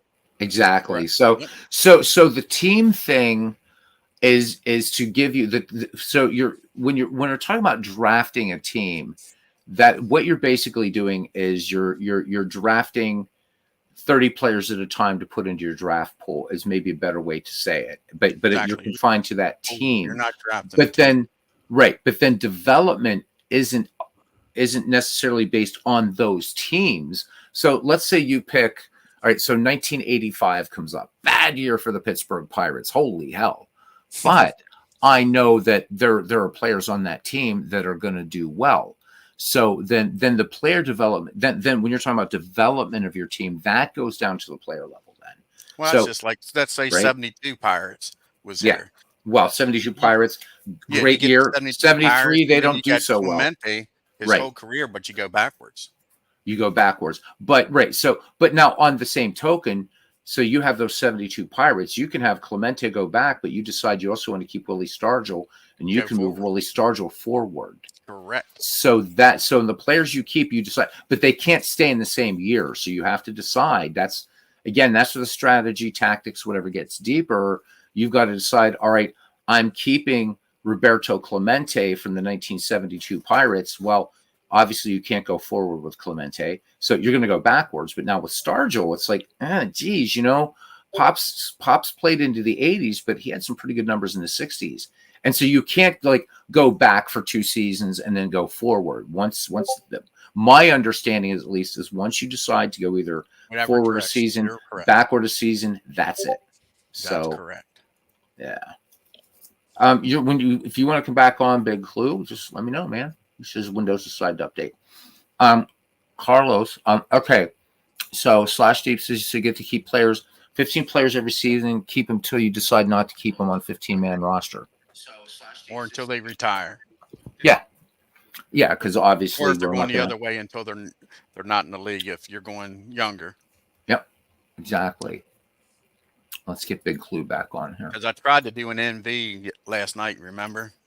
Mm-hmm. I tried to do the Serpentine So if you start in the middle of their career, you go to the beginning and then it wraps around to the end until you get Right. to the year. Yeah. Big Clue gave me a big insult and said I was acting like MV. That's low. That was, yeah. That's a rabbit punch and one below the belt at the same But time. yeah, Maybe even a kidney that punch. was me getting behind the curtain and trying to push the buttons with the wizard there. Yeah. I mean, again, I think that because when I first read it too, it was like, okay, wait, I'm drafting a team, but teams. So again, the teams just have to do with the player pool from what you draw, but the player development season after season with the 15 that you keep. Yeah, I mean, if you got to keep that franchise, so it that doesn't would be mean a you have to big take the advantage. Pirates. So Right. again, let's say you get the 72 Pirates, right? That doesn't mean then, okay, you know, now I've got the 73 Pirates for the next season and 74, 75. Although, yeah, you know, the Pirates only had one below 500 year in the 1970s. So strong franchise. A list of teams available. Well, so the better things / deep gaming would be, here we go. Buckshot answers it. So all teams from those 5 seasons, except the ones that have been picked. And in the Discord, those are already listed on who's taken whom so far. So I know that MV has the 61 Yankees, Carlos 61 Cardinals. Cubs. Right. If you have the list up there. So ready? that's a lot of teams to choose from. A lot of teams to choose from. I'll give you the names of the teams that's already been picked. Yeah. You got the 1944 Cardinals, 1961 Yankees, 1961 Tigers, 1961 Giants, 1961 Cubs, 1978 Red Sox, Yeah. 2008 Phillies. So that 61, boy, that's a hell of a year. Yep. Going Big pretty Clue much coming as a back plan. on, folks. Big Clue, welcome back, man. Hey, thanks. You Sorry bet. about that. 106 available teams for 80 picks. Says Yep. forever remain 90. So, Big Clue, I wanted to ask you a question. Yeah. Because, I mean, you and Steve did an admirable job of, right, you know, so there was enough years and covering different eras of baseball, if you will. But at some point, how are we going to handle doppelgangers? Because it will happen as more seasons add. There's, you know, we're going to have, God knows, I'm just going to put this out. We're going to have Eddie Collins in the 1900s, and then, you know, maybe 1919 is going to come up, and then we've got 2 Eddie Collins in the league. How are we going to not have doppelgangers? There will never be doppelgangers in the league. Okay. Yeah, Now, but if I might. Yeah. So you have the 19. I'm just going to use 2 dead ball years because since Ron Juckett thinks dead ball baseball is the only thing I know, I might as well feed into that fiction. You have the 19. I know I'm really bitter. Anyhow, no, I love Ron Juckett, guys. Don't go out and say Beatles eternally saying shit.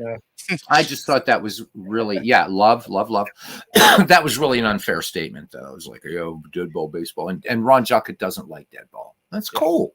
Which is so. fine. Anyhow, you have the 1910 Philadelphia A's, and you have Eddie Collins.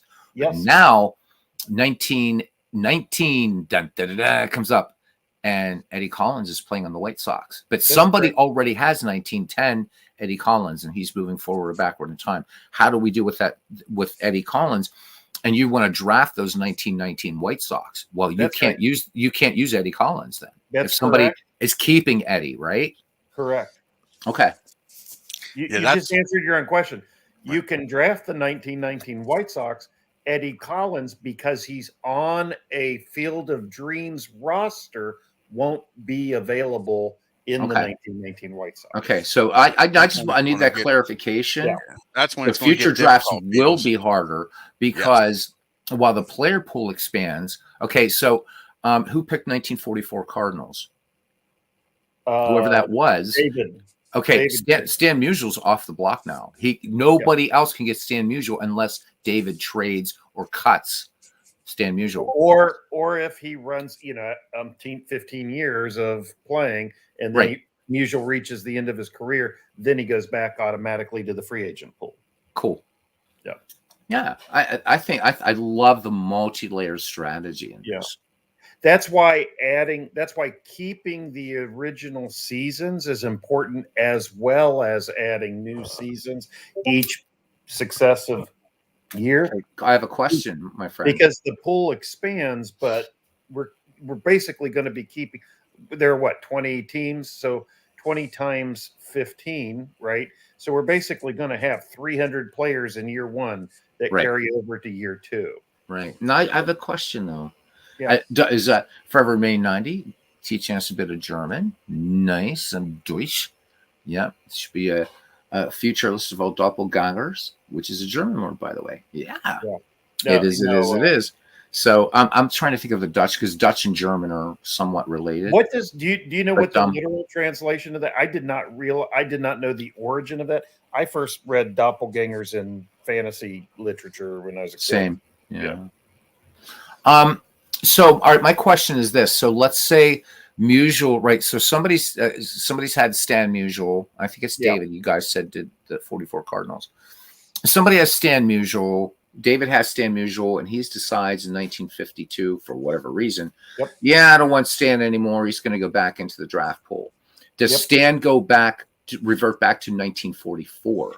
No, the original year? Stan doesn't revert to anything. So if any player who is not currently on a Field of Dreams roster, okay, Right.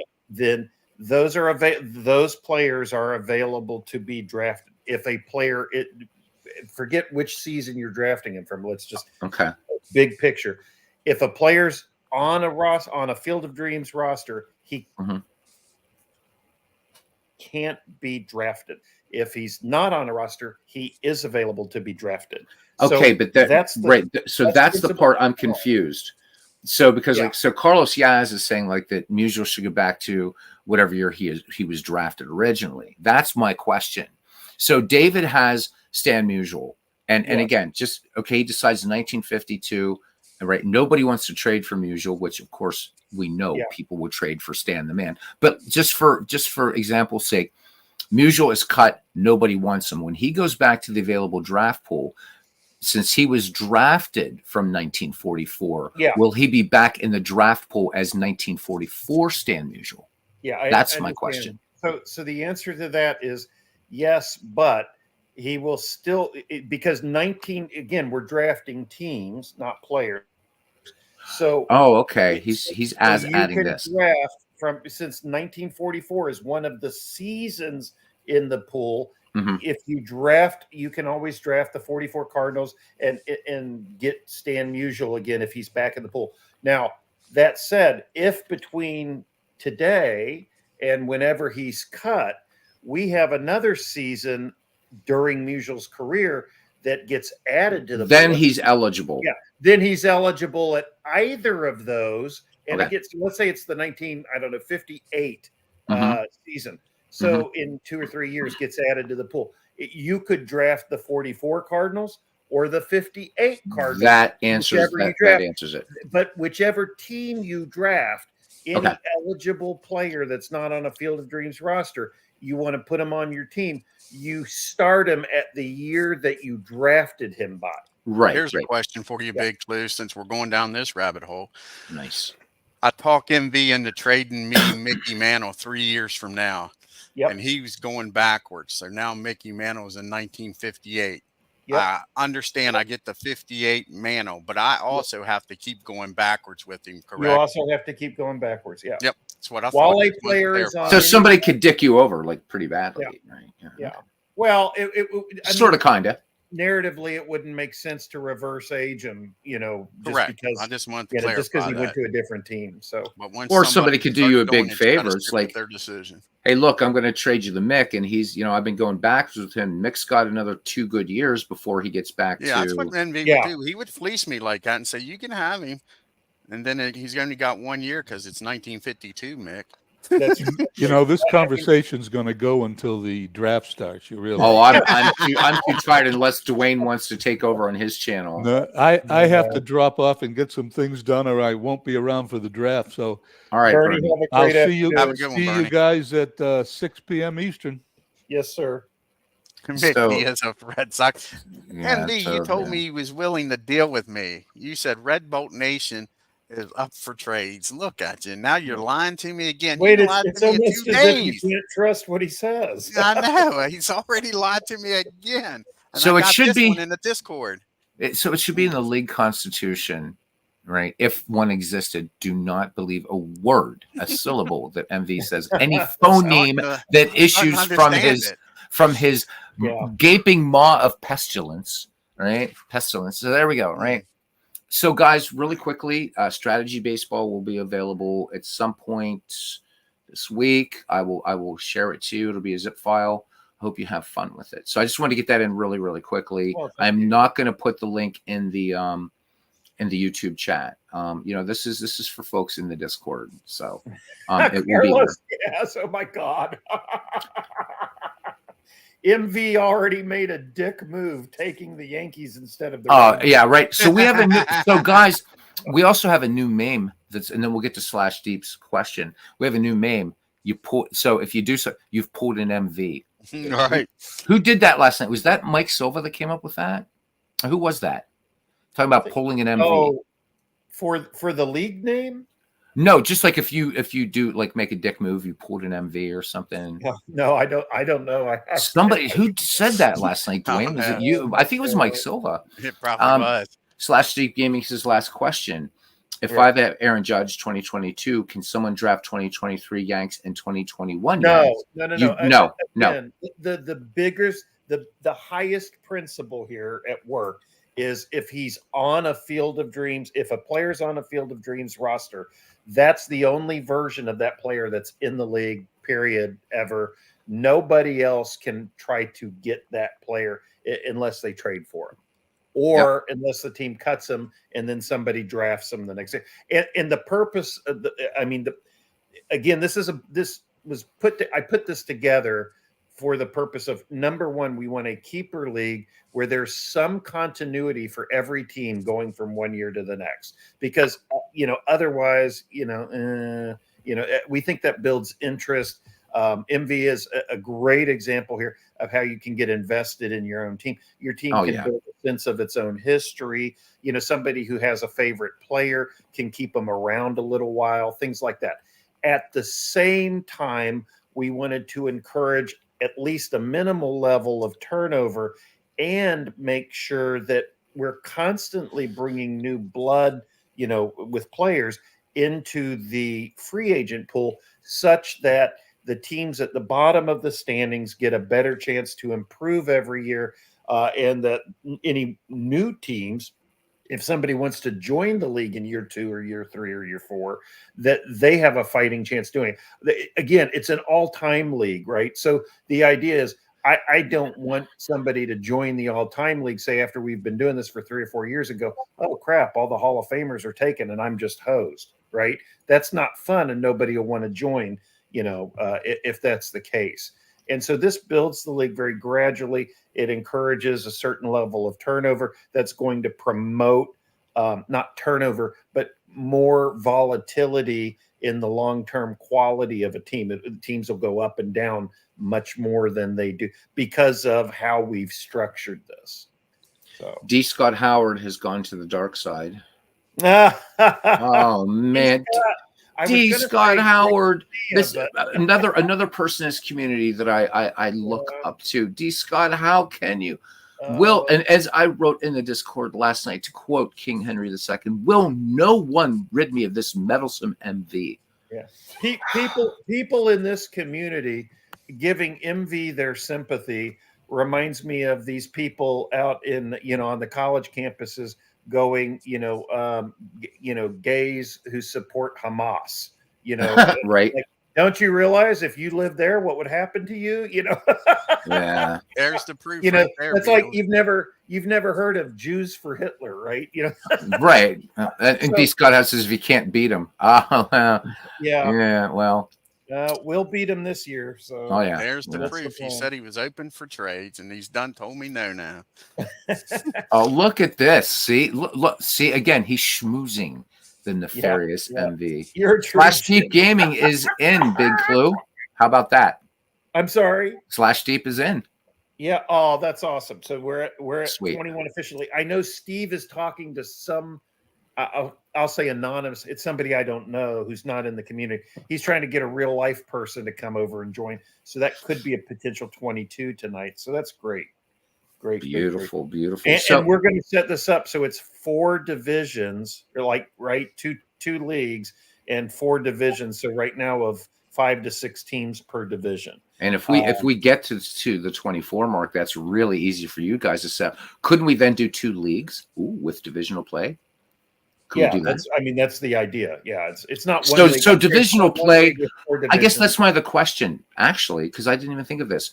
So is this going to be it's going to be the Fields of Dream League, but are we going to have I'm just saying, like a National League and American League, so that way, and divisional play. So divisional play means something, and no interleague play, please. No, please. No, there won't be any interleague play. As of right now, the schedule, with the 20 teams, we were going to use the schedule from like the 1968 season or something. Okay, right, makes sense. What we'll do now if we have more than 20 teams, we'll just I'll talk to Steve about how we can do this, but we'll basically copy the schedule from the National and American leagues from the early 70s. What about what's playoffs? Are we gonna have wild cards? I'm biased. Are we gonna have wild card nonsense?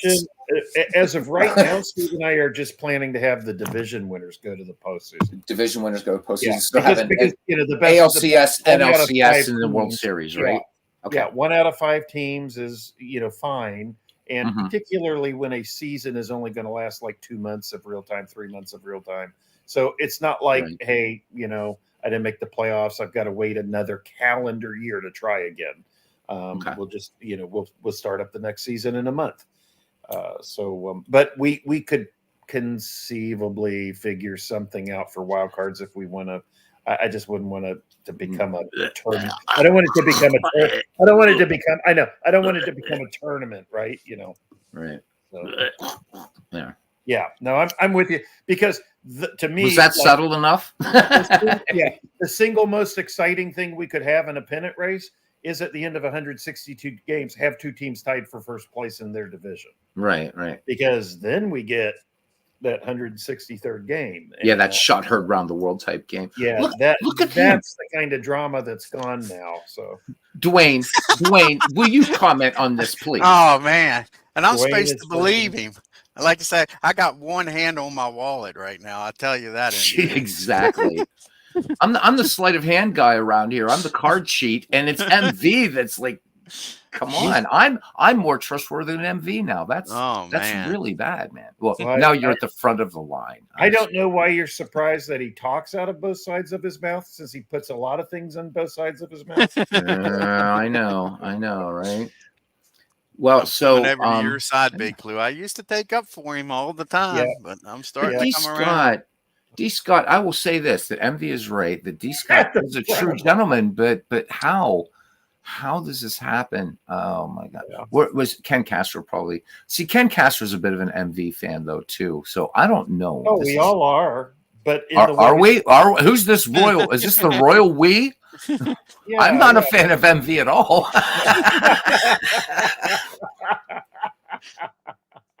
Well, you've seen what's that? He's movie? A rotter. He is. He's a rotter. You remember the movie Dirty Rotten Scoundrels, right? Yes, I do. We're fond of MV in the way that Michael Caine is fond of Steve Martin in that movie. Okay. Yeah. All right. While MV's going around banging pots, yelling "Oklahoma, Oklahoma, Oklahoma." Good stuff. Yeah. All right, guys. Well, the hype is real. I don't know, Dwayne, you have anything coming up on your channel today, but I had really planned on just doing, showing this baseball game, talking a little bit about the league, but we've had fun here for 2 hours. And there we go. Dwayne, have you recovered from today, last night, whatever? Yeah, I went to bed around 4, got up around 9:30. Good. You're up later. Normally I go to bed around 12:30 and get up at 5:30. So wow. All right, man. So it's Steve Tate's channel. We need a link to that. So let me put a new one in we need a link to the Geek Squad channel. Yeah, make sure to please turn on notifications, gentlemen. Also check the Discord. is that will be posted when he's going to go live. So originally it was going to start at 6:00, but I guess he wants to go on a little bit earlier because everybody's pretty psyched up for this. So it's going to be fun. Yeah. Hey, let me before we sign off, can I just address one thing? I really sure. Don't want to sound like the hard-hearted bastard that I am, but I'll go for it. Somebody has to be the wet blanket. So if any of you have ever participated in any kind of, collective league where it's not your own project, like you've got 24 players in a draft league or anything like this, I just want to. I'm a little surprised about the expectations about certain things, like why, who gets the player if more than one guy drafts him? Well, the guy that drafts him first. I mean, that's pretty common practice. So maybe it's because this league has some somewhat complicated or unusual rules about how that works. But the Bernie's thing about, well, I don't know if two minutes is enough to make a pick. I'm like, well, number one, that's why we gave you days to do, to come up with a list. And I get it, but every single one of us, nobody may have done more research than Steve or I, because we have to administer the draft anyway and stuff. And Steve and I are going to be, keeping track of everything and still have to be responsible for our own picks too. And yet we're fine doing it within the 2-minute framework. And it's because we're all going to be shooting at the hip. It's all going to be based on, oh my God, the guy 3 picks ahead of me just screwed up my short list because now he took the thing I was looking at, and now I've got to go to plan B or plan, SY. Well, I think the worst thing that could happen is Plan 9 from outer space. Yeah, so it doesn't. I mean, it's all equal. And the reason to have a limit is to have things go, we're not trying to make it hard on people. Quite the opposite. We're trying to have the draft go smoothly. So with 20 owners, I made this point last night, right, Dwayne? With 20 owners and 2 minutes per pick, that is 2 hours. Just to make it a 3-minute per pick adds a whole other hour to the total draft time. Now, that's fine with me, but we're trying to be considerate of people's overall time throughout the process. So it's a balancing act, and there's no right, when somebody goes, oh, 2 minutes is enough. Well, you tell me how much time you need, it's just not fair to one guy could take 5 or 6 minutes while another guy can do it in 30 seconds. Right. So, and again, because you're drafting teams, you're not drafting individual players. The negative value of like, oops, I whiffed because I was in a hurry is really minimized. I mean, it's really hard not to find good players on virtually any roster that's available in this. So you see, again, the hardest part to me is after I've got my 4 teams to sit down and put it, how do I choose 30 out of this group? And which out of those 30, which 15 do I anticipate keeping at the end of the year? Yeah, I mean, and I think too, right, because just experience with past drafts. Yeah.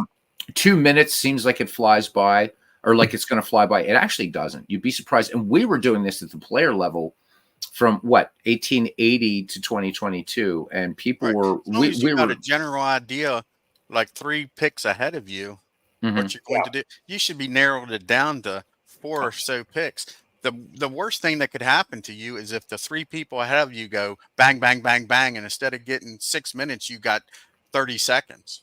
Yeah, it's like any game. Like if you're sitting at your table with your family or friends playing a board game or whatever your favorite game is, just like any game, when it's not your turn, you should be thinking about, you shouldn't be on your cell phone or whatever. You should be thinking about what you're going to do on your turn before it comes back around to you. Right. Unless you're perving Kate Beckinsale photos, then you're okay. But yeah. Yeah, but I mean, right? That's fine that you do. My point is, I don't care please go do that because you're going to pay less attention to your picks. I want you to pick less well, right? Since we're competing, so to speak.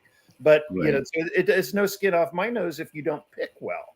But the goal is to have everybody pick in a timely being. So we're being courteous of everybody's time, and just trying to facilitate the most. There's no perfect answer or right answer to all of this. And you're never going to get all 20 people to agree on every single rule or every type of thing. But the way this is set up, and again, like Steve said, we'll play it by ear. That's really how I've been answering, because one person asked in the chat yesterday or the day before, like, why are we even going to have a time limit? And I'm like, because I don't want to wait 2 days for somebody to make up their mind. Yeah, we even knew that when we did McGreevy, from which all this kind of, which makes me so happy. So we learned that with McGreevy, and we knew that at the beginning of that draft, that was very free form. It was just, you're up, who do you want, type thing. But we had to put a time limit on it, and still McGreevy went over long. But that was the first time anybody tried anything like this. And what Big Clue and Steve has been doing is trying to streamline the whole process. Fine-tune it. Yeah. And I think by just getting a whole team, remember, you're drafting 30 guys. You're not drafting one. You're drafting 30 guys and tons of strategies. Like, okay, I think I got a really shit. I got a shit pick here. I'm sorry, Dwayne. I just finished. I think what it makes me think is you're thinking you're going to keep all them players. First of all, you can only keep 15. Yeah.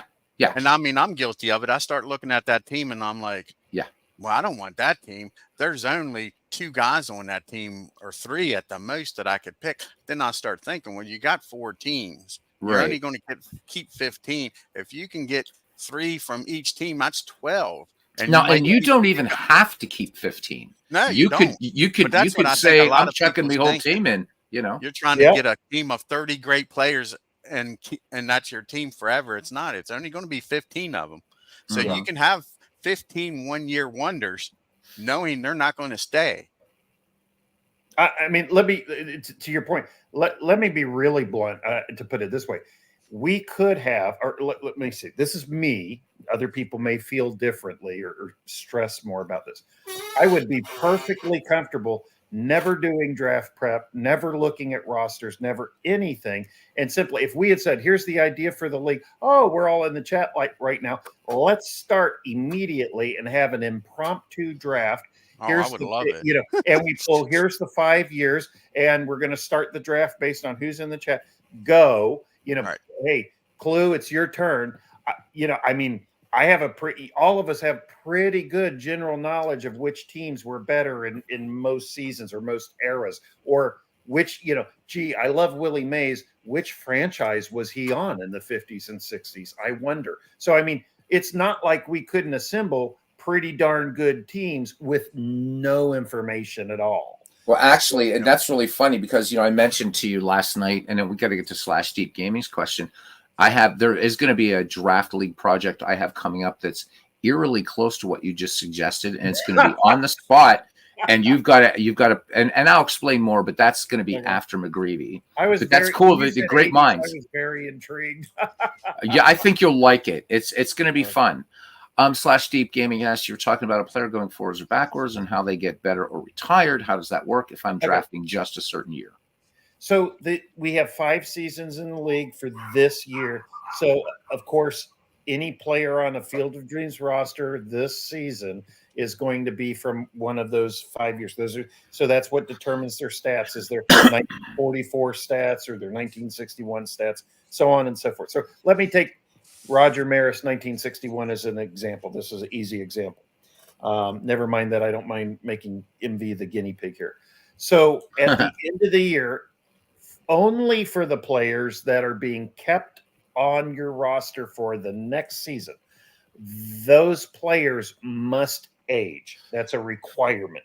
You cannot have Roger. If Roger Maris stays on your team, he can't have the 61 season 2 years in a row. Exactly. Yeah. So you choose at that time, not now, but at that time, does Maris get older or younger in the league going forward?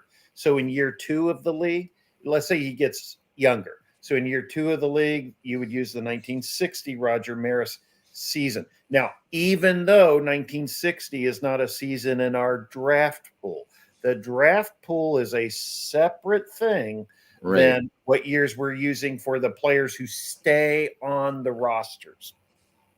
So that might be confusing to some.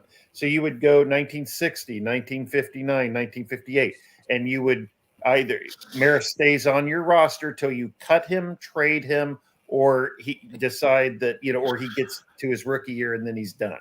Or his ending year if you're going forward. Yeah, or his final season. Yeah. So that makes sense, /deep. Yeah, so Buckshot says here you can't just go through and pick 10 top teams, then be surprised they've been taken before your turn if you're picking late. Yeah. And then Carlos adding in, it says, let's say I draft the 1978 Reds and I have Pete Rose. I protect him and I would want him going backwards. Absolutely. That's right. Yeah. Now you would have to suffer the ups and downs of his career because, 78, 77, 76 aren't some of his best seasons. But yeah, then you'd have him for the early 30s when he won an MVP in the late 60s if you keep him that long. But another point, and somebody brought this up last night, I think, is he's only able to play the positions he's rated for in each year. So Rose is a great example. Yeah. In 1978, I don't know if he's playing first base or not, or left field. I think is he third base at that point? Anyway, in just a couple years, he'll switch positions. So like Willie Stargell, same thing. Yeah. Willie Stargell is a great example. So lots of players like that. Stan Musial is got picked with the 44 Cardinals. He's a right fielder that year. I believe going forward, his very next season, he goes to first base. Yep. Yeah, like say Murphy in 78. Plan accordingly. Catcher. Yeah, plan accordingly. And I don't blame anybody for looking at that stuff before they draft now, because all of us, especially guys we plan on, I'd really love to keep Musial, or I'd really love to keep Pete Rose for as long as I can. So yeah, I'm looking at those things too, but at the end of the day, that's not strictly necessary to decide who you want this year. So those are long-term things. So I think it's really going to make sense. It's tough. Yeah, it is tough and challenging, but the way this is done is really super streamlined. And I think tonight, as the draft goes on, right, and then you start seeing rosters posted, whether it's a week or 2 weeks from now, then I think it all clicks. Yeah, everybody's like, oh, okay, I get it now. And again, because we don't want people flying blind about things. All you have to think about tonight is, I need to draft 4 teams from these 5 seasons. That's it. And then you got 2 weeks to put a roster together. That's think of that as a phase 2, if you will. But we will do videos, Q&As, whatever you need by the end of this Field of Dreams season, before we go into another draft, before we start year 2, explaining the process at that time. Hey, by the way, before, here's the information you need to know about the upcoming season. You now have a week to decide who you want to keep. If you keep them, we need you to tell us, are they getting older or younger? That kind of thing. So we will take it step by step with you guys at that point. So I'm happy to talk about that now, but that's not necessary for season 1, if that makes sense. There we go. Any other questions, guys? Yeah, we can let people. And here's MV. He says, how do you determine home stadium if we're choosing 14? That's up to you, right? That's up to you. That's right. So the ballpark, you pick a ballpark from among the 4 teams you draft. So, which makes it, by the way, makes that way easier on Steve, because in the past, people would say something like, I want Fenway Park, and Steve comes back to him and he says, well, which season do you want? Right. Because Fenway Park's park effects may be a little different from year to year. Right. And people had a different, if people weren't familiar with where to go for ballpark rating information, like on Baseball Reference or stuff, they would come back, well, Steve, can't you tell me which one is better? And better is really an aesthetic. It's a value judgment. What you think is better may not be what I think, or maybe you have a team that favors left-handed hitters or right, all kinds of things. So you have to make those decisions. So this limits and narrows those to 4 very specific ballparks. And so that does, go easy on me. Yeah, Steve does Steve does the bulk of the work in this league, and I can't say thank And guys, you. you can have more than Yeah. one Yankee Stadium, more than one Fenway Park if you Yeah. drafted Yankees team from different years. Yeah, it's a little different than the players. We don't mind if two people have Yankee Stadium. If one Yankee Stadium is 1944 and the other is 1978, because the ballpark's not a major feature, and they play differently in those different years, as opposed to it's not the same as a player. So Steve is covered up trying to help this project in snowplow. Yeah, yeah. Well, he's we're all trying to plow through. What MV laid down here in the last 24 hours. Yeah, it starts with an S, but it ain't snow. Yeah, the snow job. Yeah. It's going to be fun, guys. It's going to be a lot of fun. And just because this has been, with how many shanks do we do? And we did a McGreevy. 3. And they've all been fun. Can you believe it? I forgot. I was thinking we only did 2, but yeah, we did 3 whole. Yeah, so 3 shanks and McGreevy, and it's all been fun. It'll be a lot of fun. And again, it's you're gonna probably want to do things. Oh, that's the other thing we should probably touch on. You're talking about going easy on and he sees we have some interest for folks joining us for season 2. Yeah, we already have a new person in /D Gaming has joined for season 1. Yep. So but I have a question, and this is again we're hey Legends, how you doing, man? Good to see you. So my question is this, because we don't want to run Steve through this insanity.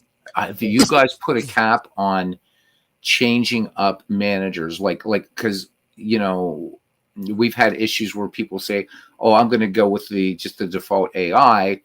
But then, I want to change. Oh, now it's the next week. Oh, I want to change again. I mean, we've got. I think I don't know if you and Steve have discussed this, but we've got to make it easy on you guys. Yeah, that's a great question. Thanks. We're not going to have a hard cap, if you will. It would be a soft cap. Basically, at the point where it becomes too taxing, like you're being ridiculous, sending us a new one every other day. That kind of thing would be sorry. We'll limit it to 1 a week. I think 1 a week is as a maximum, as a general rule, but because it just you're on, Steve. Depends on how often they have updates, right, to the league. So we'll work that out with the programming schedule. I'm going to ask this question because I've got a couple. An email I just received. Are we up to 21 right now? We're up to 21 now. Yeah. Okay, well, let's make it 22 because I've got I've got Rob N. And I'll respond back to him and say he can get in now. Okay. Nice. Wow, this is crazy. Yeah. 22 managers. So ideally, honestly, at this point, it would be ideal to add 2 more so we have an even 6 per division, but we don't have to, Exactly. But we can figure it. Carlos asks Robbie question. Nobody's seen Robbie since like 1972 or something. So yeah, I've been waiting for a flare to go off of distress, but I haven't seen one. Especially, I thought maybe Robbie's ears would be burning with all of MV's talk about stealing the 2008 Rangers, but that didn't happen. Yeah. So where are we going to place?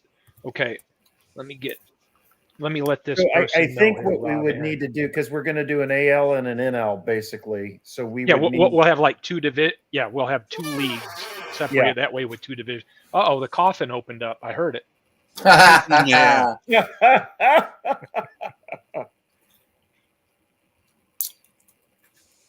That's right. Windows are covered. It's all good. Okay. Oh. Any more questions, guys, before we shut this down? And I don't know if Dwayne is going to continue doing anything on his channel, but any other questions? It seems really, really difficult, but it's not. Legends, we already have 1 dummy team. That's the Manchester Red Bolts. But yeah. Good shot across the bow by Legends, by Big Clue there. Nice. Always prepared to fire at that little target. Okay, so all right. We got a plan. So Carlos Yeah. going to make it easy on Steve. He says he's Thank going you, to stay with Carlos. AI Yeah. management, and his only Yeah. changes will be if Yeah. there are injuries. Do what Yeah. you need to do. Do what you're comfortable with. We want to work with people so that it's our goal that everyone in the community has the best experience they can with the league. And I will say this: number one, I'm going on vacation the 14th that week to Disneyland with the grandkids. But I think having this much time to get the teams assembled will give us time to kind of vet out some of these answers and let everybody know like how we're going to approach the league versus rushing into that.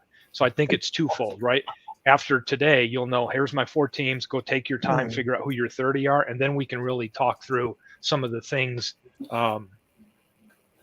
I give up, guys. I can't play. I'm leaving the community. I just can't put up with It gets worse. Next comment is this. So not only do we not appreciate the magnitude of MV, we also get that he is the straw that stirs the drink. Oh my gosh. I wish Billy Martin was there. I'm doubling the bounty. I don't think that's the straw. MV's not stirs the drink of in stirs an the empty drink. glass. Yeah. Exactly. Yeah. MV's not the straw that stirs the drink. He's more like the acid strip that stirs the pee test. I don't think we can. I don't think we can surpass that. Yeah. So, Steve, about what time tonight? We've been putting the link to your channel. I'm going to say about 5:30 Eastern. I'm going to come on about a half hour early, about 5:30 Eastern. Okay. All right, guys, show I'm up. thinking. And I'm going to drop a link back to Rob N, who reached out to me, because if we've got 21, now we got 22. Yeah. And I'm letting him know we can get him in. How are we going to? Have you got that figured out, Clue, for the draft order? Where are we going to put them? Yeah, we have to put them at the end, right? So Slash Deep, he would be 21 in round 1, and then Rob N will be 22 in round 1, and then subsequently, the first pick of the second round and back around, which puts me back in the middle of the draft now. Gotcha. That's fine. All right, there we go, guys. Thanks for coming in. All right, thanks for having me, Beatles, bud. Are you going to go on, Dwayne? guys. Because Dwayne's he's like Jerry Lewis. It's like a Yeah, Jerry Lewis weekend. That was great, wasn't it?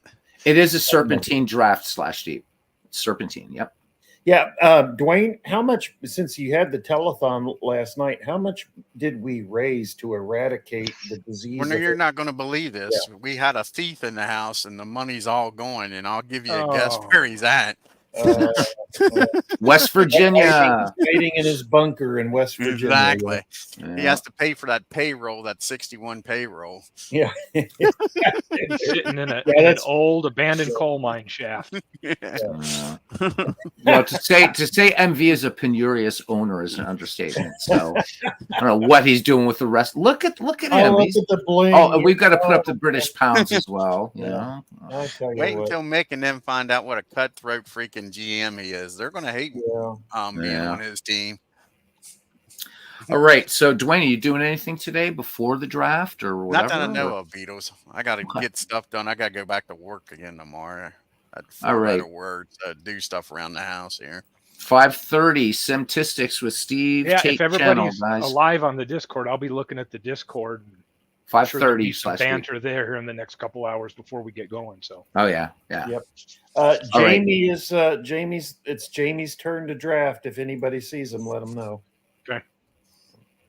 Also, I'm not going to help him. I'm not going to help him. No, I have deep loathing for everybody in this league now. So, but especially for MV. So. Because everybody, I get what you mean. Beatles going to take this team. Beatles going to take that team. Well, is MV going to actually show up to the draft, or is he planning on napping and vacationing in between his picks? Who's that? MV. Yeah. Well, we're trying to keep him awake so that he can just be so confused. But MV, don't you dare take those 1944 Phillies. See, there we go. We just start. I dare him. Oh, that's a great point. Yeah. I dare him to take them. Yeah. All right, gentlemen. Thanks for coming in. And the link the Google Drive link for this will be this week for Strategy Baseball. And it's a fun game. I think you know that. And if you already got Pure Sim with it, you got 2 really nice free baseball sims. So until tonight, See you guys around the batting cage. Thanks, gents. Thanks again. Oh, thank you. All right.